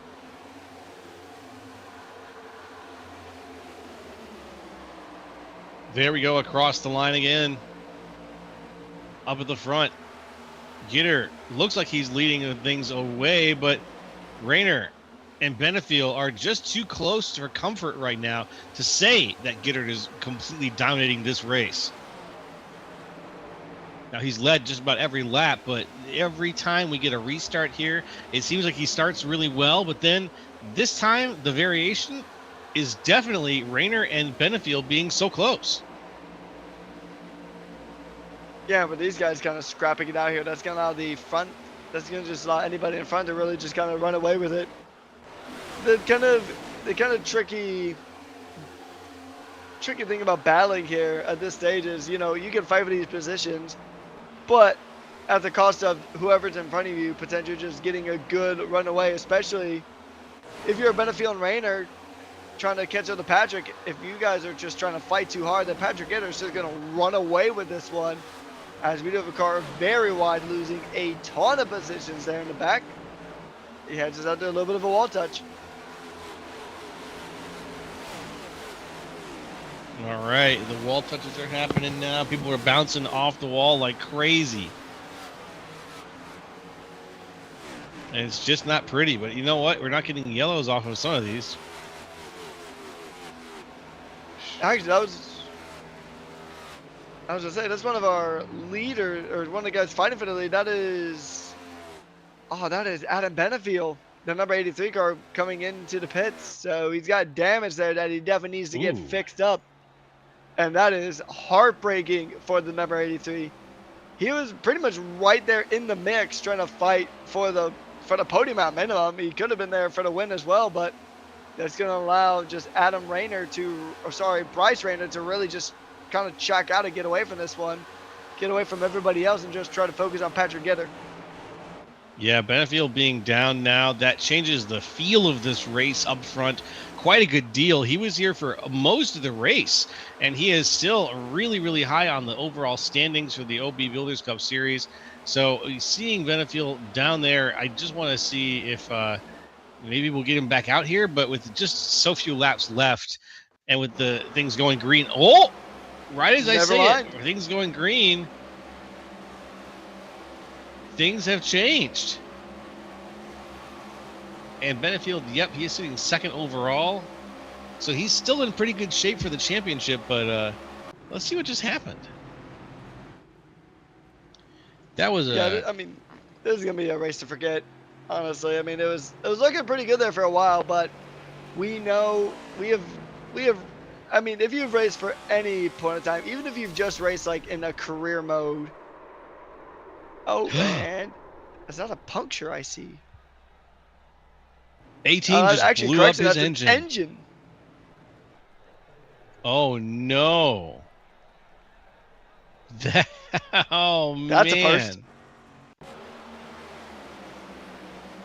Yeah, that is insane. Let's see what happens here. That's Alexander Carr.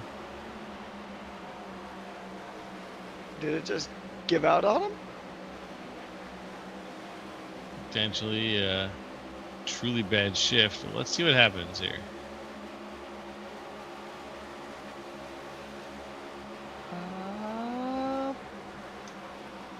Yeah, I'm trying to identify the moment. Yeah, I don't even know when it blew, honestly. Looking at the replay, couldn't exactly tell when that engine decided to go bang, but it just went bang.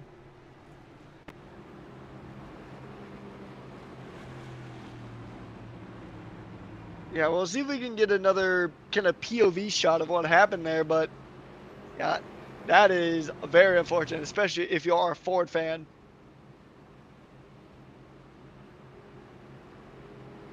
Insert joke about affording repairs here. about they're joking about what? Affording the repair bill because there's a Ford Mustang that had an engine blow out. Oh my gosh, affording the repair bill. I've heard a couple of jokes about Fords before, but that's weirdly a fresh one for me. I think we're gonna single-handedly kind of break the pun record, and oh, that's actually way earlier on.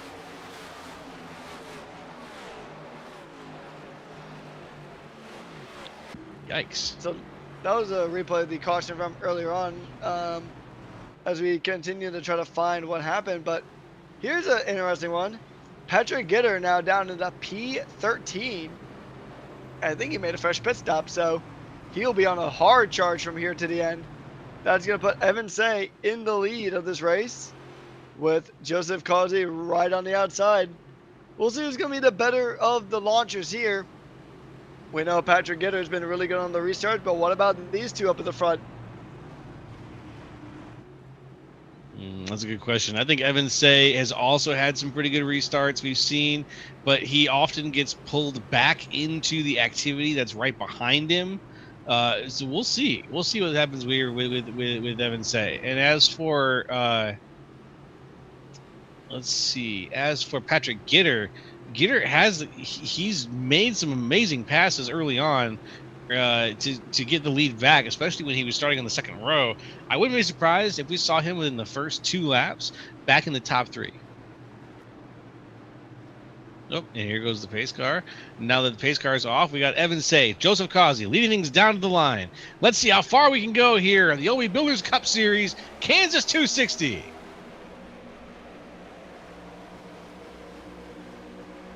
Green flag action here, and it looks like it is going to be Evan Say getting the better restart here. And positions are being traded up and down the field in the early stages as we are green, ready to go racing here. We'll see if we can stick it out for the rest of the race. It is lap 148 out of 175. And now the interesting thing is Patrick Gitter going to be able to make up all these positions? Well, to answer that question, he's already up in the P8. So he is just slicing and dicing through this field. It's like he's playing against AI at this point. Just ridiculous pace there from the number 21.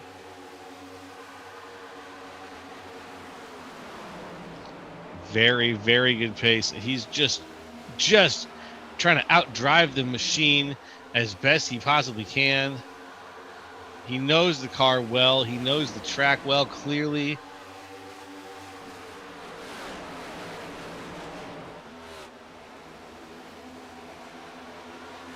Yeah, it'll be interesting to see. Yep, Say finally with some open air, though.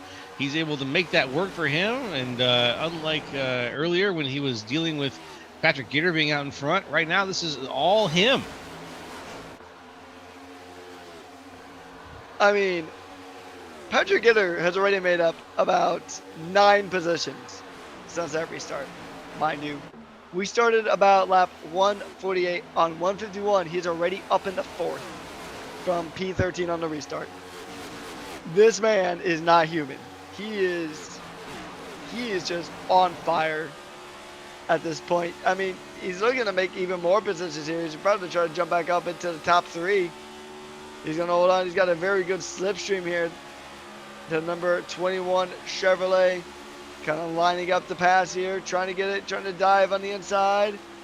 And that is P3 for the number 21.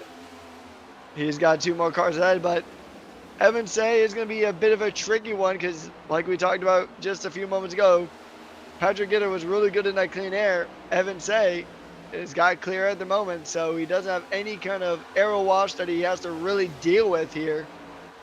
As we begin lap number 153, Joseph Causey is going to be the next car up, but it is going to be Holden who's going to try to hold on here and maybe try to retake that P3 position.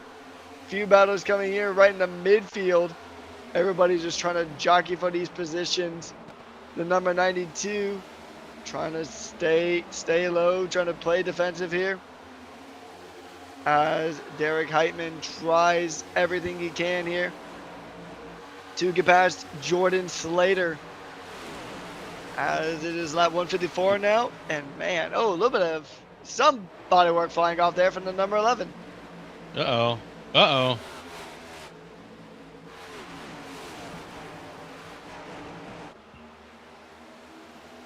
I'm surprised that wasn't a caution. Yeah, I kind of am too. was about to say that's not pretty. And I was just calling for the caution, but the caution is not coming. Yeah, I was expecting a caution to happen kind of right then and there because that definitely looked like a chunk of bodywork flying off of that number 11. As we're going to go to get another grid vision replay here.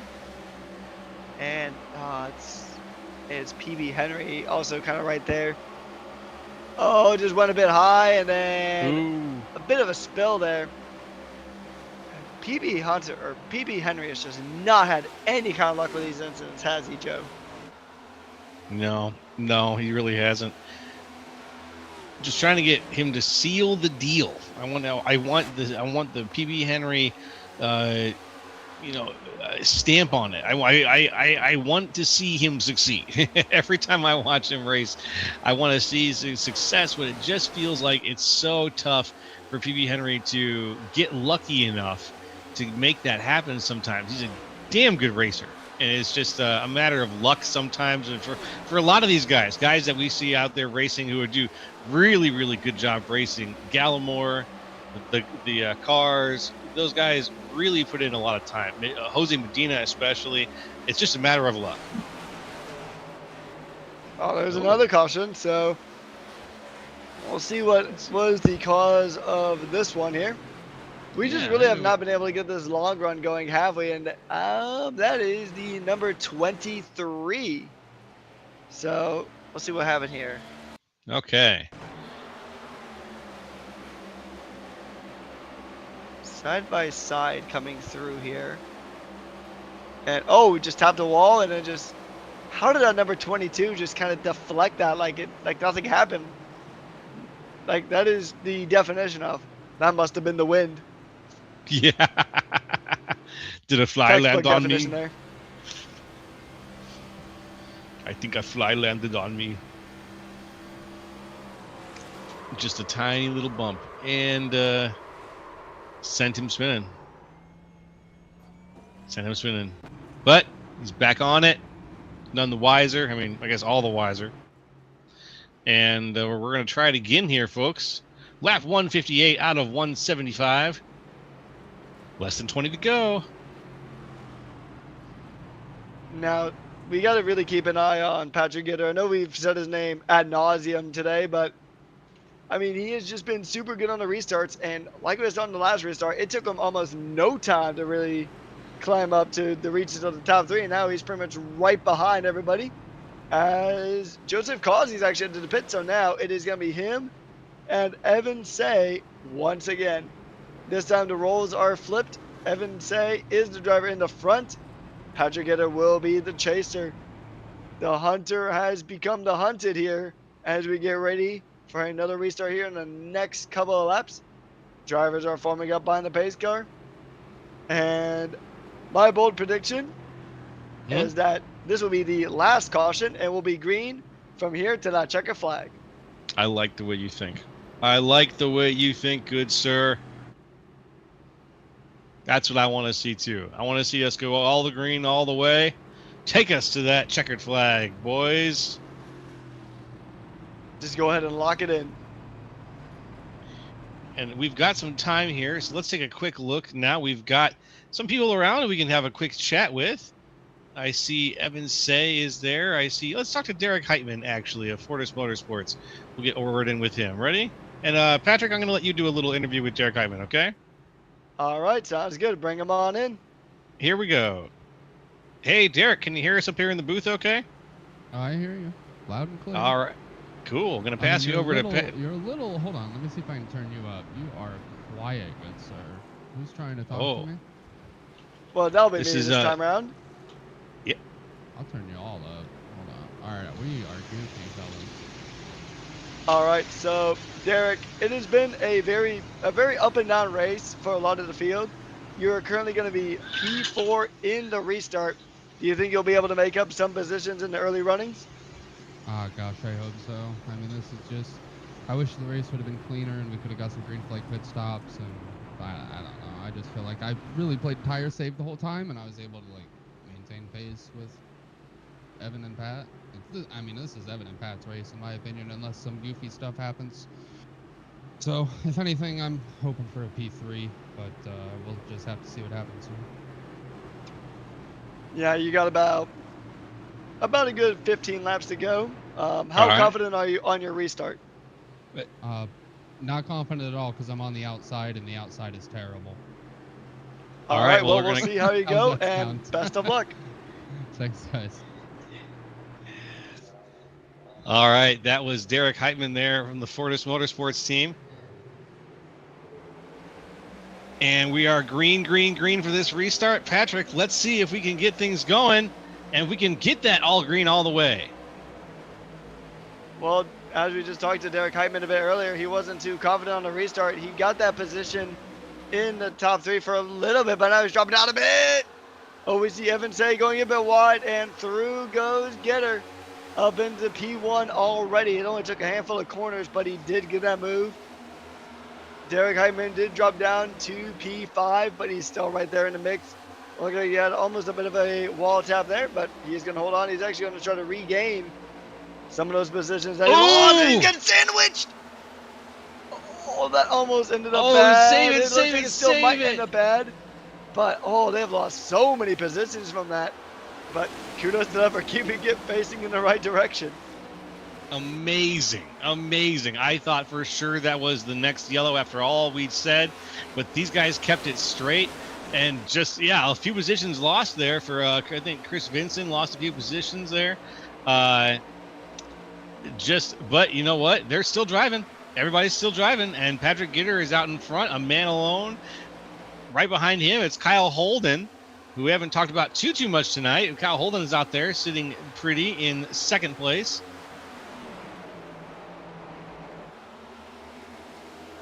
Yeah, this is going to be a bit of a tricky one here. I mean, the pressure is on now. You got to really try to get these positions, and that looked a little sketchy, just right there, kind of in that, kind of just right behind our top 3 here. A little bit further back, but I mean, that looked a little sketchy.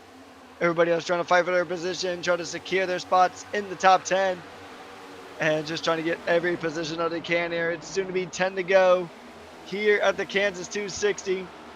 There have been thrills and there have been spills, but still a lot more action to come here, as it is going to be Rayner just trying to chase down Hunter for that position, but he actually loses it to Kibe just a bit further behind, and 3 wider.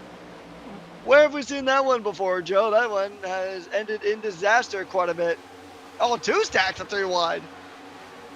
That's pretty. It's pretty looking, but it's also not pretty. You know, it's one of those things that just ends up looking nice, but you know in your heart that is some dangerous driving, especially when we've only got 10 laps left to go on this one. We want to try to keep it clean, boys, but we know this is your last chance to make up positions and get through each other to get through those positions. Oh, Chad Kibbe up into the wall there. You can see the 45 pretty hard, but he didn't lose a spot for it. Not bad. Good save. Gitter's still way out in front, so the action's not up there. The action's just a little bit further back. Right now, Hunter and Millett side by side. That's Tyler Hunter and Zach Millett. Oh, no! We got so 9 close, to didn't go we? as well. We got so close with 9 to go. We got so close. And that's the let's go to 22 of check it Bryce out. Rayner. Yeah, let's see what happens here. That's Bryce Rayner. Bryce Rayner right now high on the outside. Right as we get to that 9 to go. Snaps. Do you see that initial snap there? Mm-hmm. Yeah. Snapped and then mean- tried to control the car. He tried it. He tried to save it like he was riding on one of those mechanical bulls that you see at some Western bars, but unfortunately just threw him right off and brought out another caution. Yeah. That's right. That was the mechanical bull. That was what it was like for him, unfortunately. Rayner trying his best, but that spin is going to throw us into what is hopefully our last caution. Let's see. We've had a good number during tonight's race. Kansas really brought it out of these guys in terms of driving hard, driving into each other a little bit, but overall the pace of tonight has been clicking by. Even with some of these cautions here, things have been moving pretty well. Yeah, I mean, we haven't quite seen the long run here, and then we're definitely not gonna see now with about not 8 gonna to see it. go. But I mean, that's something that the drivers have brought up here is that they were curious about the long run pace, but we just haven't really seen it. It's been almost systematic that we've seen quite a few cautions, but now the pace car is going to pull onto the apron, try to get a little bit of extra speed, try to retain the lead of the race. All jokes aside, Patrick Gitter is going to be in the lead yet again as we get ready to go back racing here soon. And it'll be a shootout to the rest of the race. There's going to be about 5 laps or so to go once this pace car pulls on in, and it's going to be a feisty shootout here, Joe. That's right. The feisty shootout is going to really show off Patrick Gitter's restart skill, because that's where he has shined tonight repeatedly. He's taken those restarts and just made them into things of absolute beauty. He's been able to restart quickly, been able to use that burst of speed to find a position quickly, in usually first place, and then cementing that position has just been a matter of driving his line. And he's been doing such a fantastic job of that over the course of the evening that I wouldn't be surprised if here we go, or that we get across the line with 6 to go, and then that means that we'll come down probably with 5 to go. This will go green. With 5 laps, I give Patrick Gitter a pretty good chance to walk away here with the win. Yeah, I mean, like you said earlier, Joe, he's just been so quick on these restarts. As now, I believe we're going to go ahead and get in the formation as we get ready to go again. It'll be 5 to go, a 5-lap shootout here in Kansas. And this is going to be pure cinema, folks. Don't go away. Make sure you got yourself some drinks and some snacks, because this is about to be a cinematic masterpiece here. It is going to be Patrick Gitter going to go ahead and lead us to green. And Kyle Holden in that P2 position going to be the first one to really try to jump in. It's an all Chevrolet front row on the restart. Chevrolet's been really strong here in Kansas tonight. Seems like almost every shot we take a look at does have some form of Chevrolet doing some magic, although that actually, coming to look at it, most of the field is running that Camaro. So we'll see which Camaro is going to be strong, or are we going to see a shocker from one of the Toyotas? Are we going to see Paul Hill potentially make a run for it? My money is still on Patrick Gitter. He has been super quick on the restarts. And pace car pulls in, and with about 5 laps to go here in Kansas, as we get ready to wrap up the Kansas 260. Oh, and the green flag is already a throw to spill. Already a massive spill, one. and that's surely got to be a caution. Surely that's got to be a caution. The caution is definitely already out. What happened there was the entire upper line checked up hard. It really looked like on the outside line there was not a very good launch at all from Kyle Holden. Unfortunately, Holden checked up. It bounced back through the upper line, and before you knew it, they were spinning into each other and wrecking. That's a rough one, and now that's going to make things even a quicker shootout here. I mean, I don't know. Okay, overtime is what I'm hearing. We might go into overtime here. Yeah. Oh, there it is. I don't know if there's overtime. So never mind. Yeah. No overtime. And so this one could very well finish under a pace car. Yeah, we might just be driving across the line with at speed there at about 70 miles an hour. Might be a 70-mile-an-hour finish. Let's see here. We'll do the math on it. According to my calculations, yeah, I think it's going to be about 70 miles an hour. Here's another look at it. Just kind of everybody getting checked up here. The upper lane kind of getting gridlocked here as drivers really just wanted to give it a go. And yep, sure enough. Do we have a domino effect counter? Because I think after tonight, I think we might need one here, Joe. Yeah, something like that. Some chaos theory counter. The butterfly flaps its wings in the U.S. Does it make a tsunami in Japan? Something like that. Yeah, about something like that. Little things turning into big things. Pretty much, yeah. Yeah. That was a big one. That was the biggest one all night. So I mean, I guess we Mhm. saved the best for last, I guess. Yeah, it really was. That was the biggest crash we've had tonight so far. It was the biggest, the most exciting, and it was the one with 5 to go. So it felt like it happened just 5 laps too soon.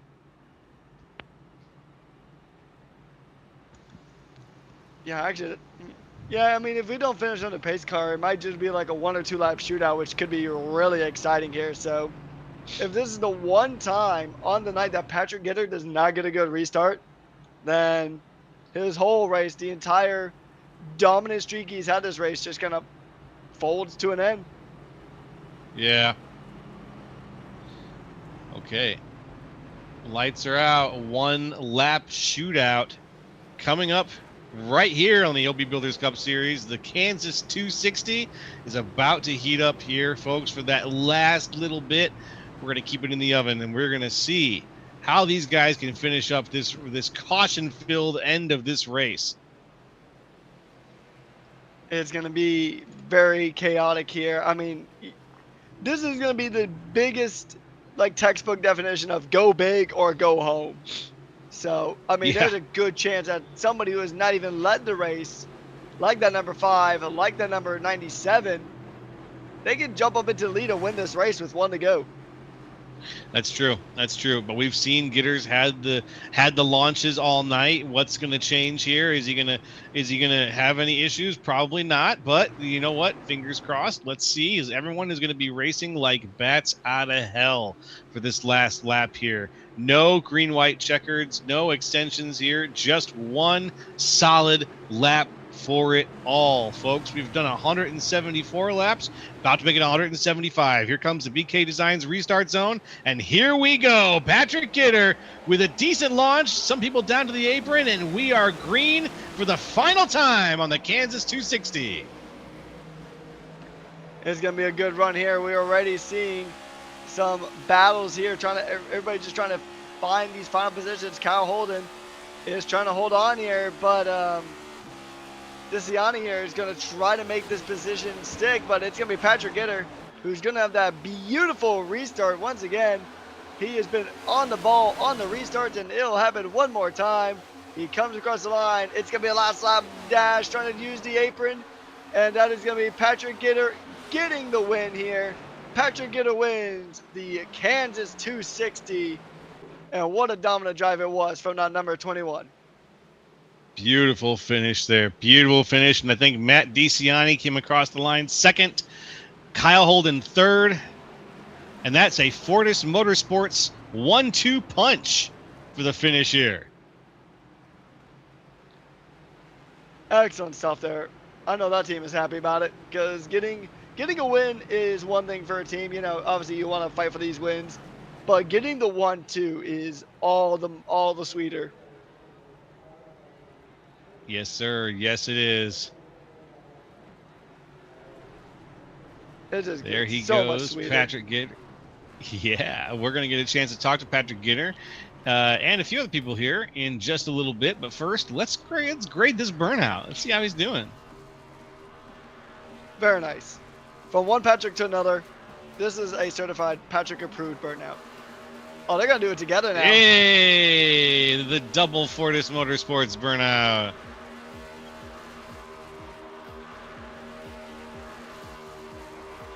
That's great.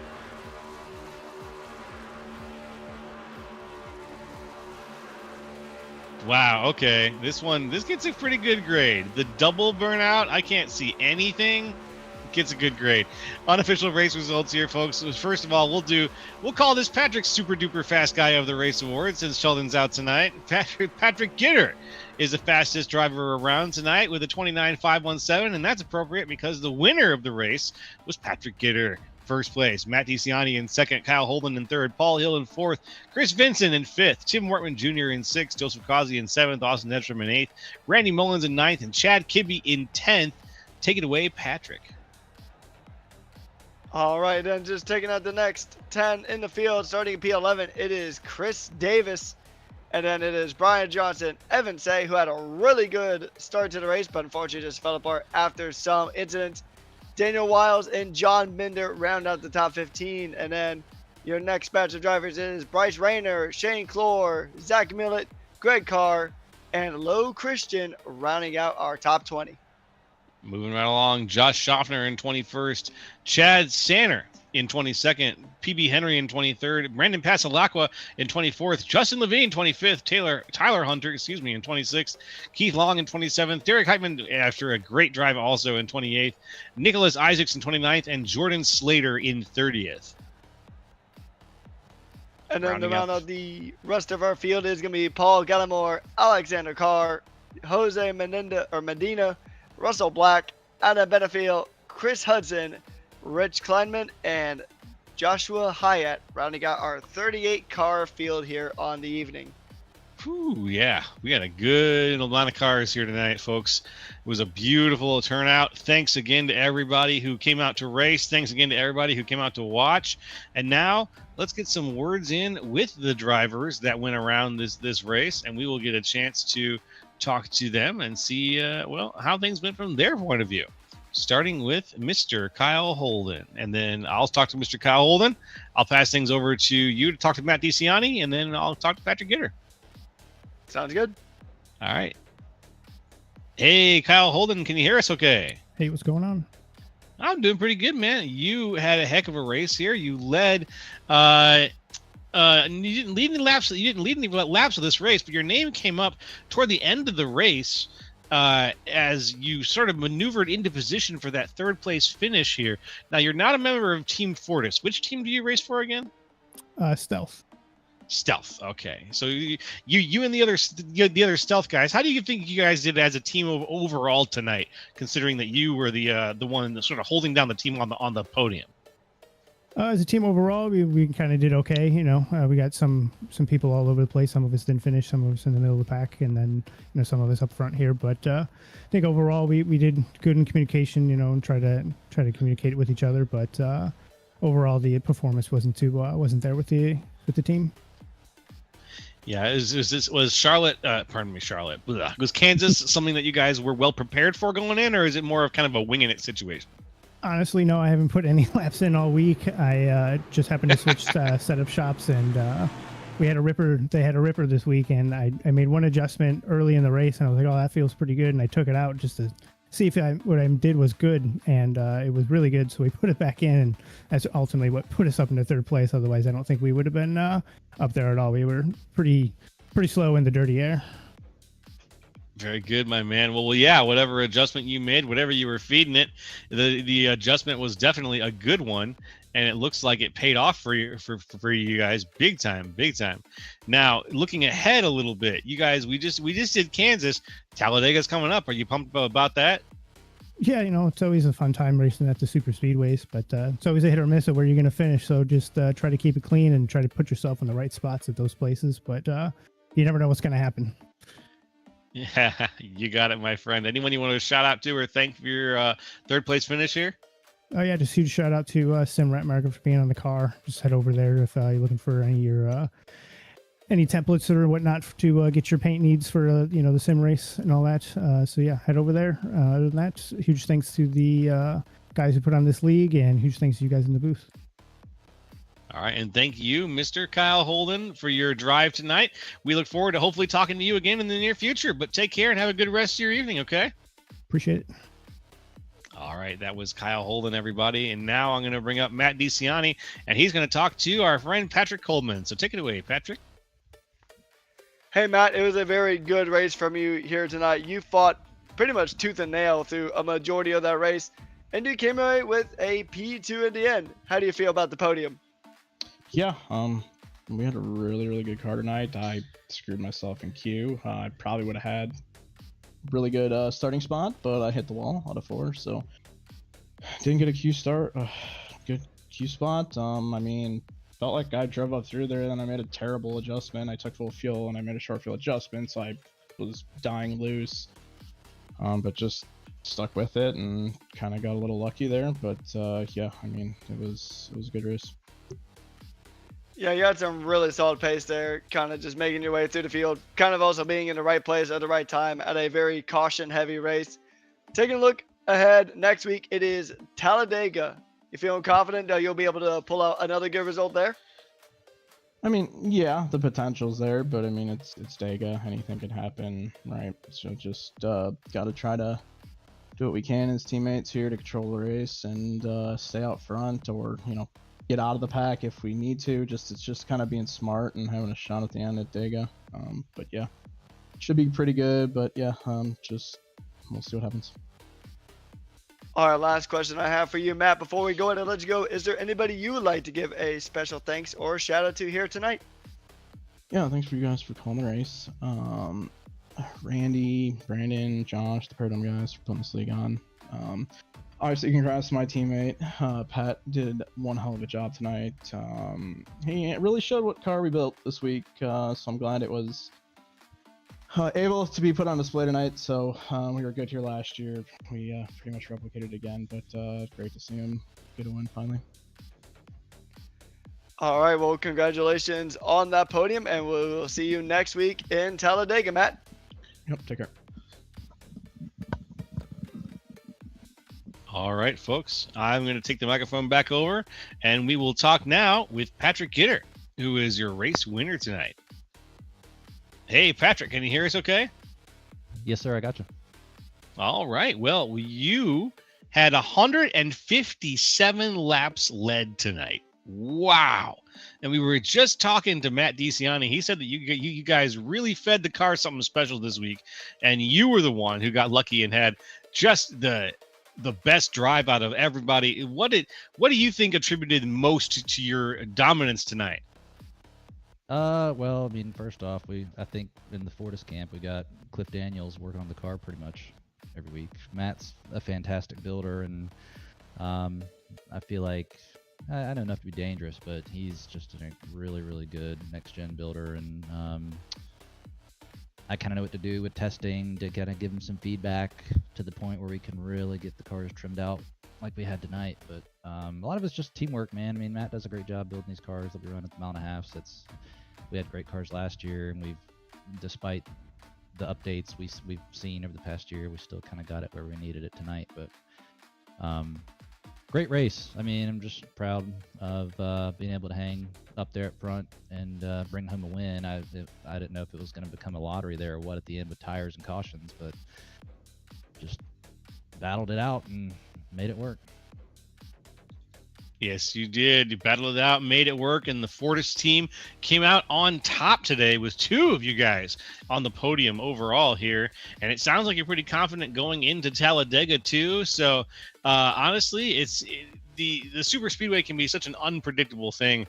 How do you get that predictability down, like or up as you're going into something like Talladega? How do you conquer that unpredictability? Man, I'd love to say that you can, but I just feel like half the time it's luck, and hoping you can make it to the end. There's so many things that happen at Talladega that are just outside of your control. So it's just we gotta be smart. I think we'll have a good car. We typically have had a good plate car, but we just gotta be smart, make it to the end, and then hope that we can avoid wrecks and be in position to at least just give ourselves a shot. And that's all I think we can really ask for. Excellent. And I want to point out really quick also, you had some fantastic restarts tonight. Like, out of all the guys we were watching restart the race tonight, you were the one that had some of the best jumps off the line, and then the passing that you did during the early restarts was really exciting to watch. What's going through your mind when you are listening, when you're getting up to that restart zone? What is your like you're at the free throw? What is your routine? Yeah, man, I don't know. It kind of depends. Each restart, just first kind of going through my mind of who's around me, who's got a good car, who's going to be stable, going through 1 and 2. And then a lot of times too, it's just late race like that, I'm probably gonna put people in a challenging spot if I need to get up to the front. Like I try to race where I'm selectively aggressive, I guess, to where I'm gonna try to be smart about the timing of the race and when I think I need to put somebody in a bad spot or when I should be patient. But there at the end, last 30-40 laps, every restart, and it was just I got to get up the front as quick as I can with the amount of cautions we were having, and you just didn't know we were gonna have another one. And I knew the longer it went green, the better chance I had. But yeah, man, it was just taking spots when you could get them, especially as important as the track position was and how dirty air affects this car here. All right, my friend, and that is all fantastic. Thank you for your time. And let me throw out there really, really quick. Is there anyone you want to thank or shout out to for your great drive today? Yeah, man. First off, you guys in the booth and Grid Vision for coordinating the broadcast. Randy Mullins and Paradigm Group for putting on this league. I look forward to this every Thursday. It's a great league, a lot of fun.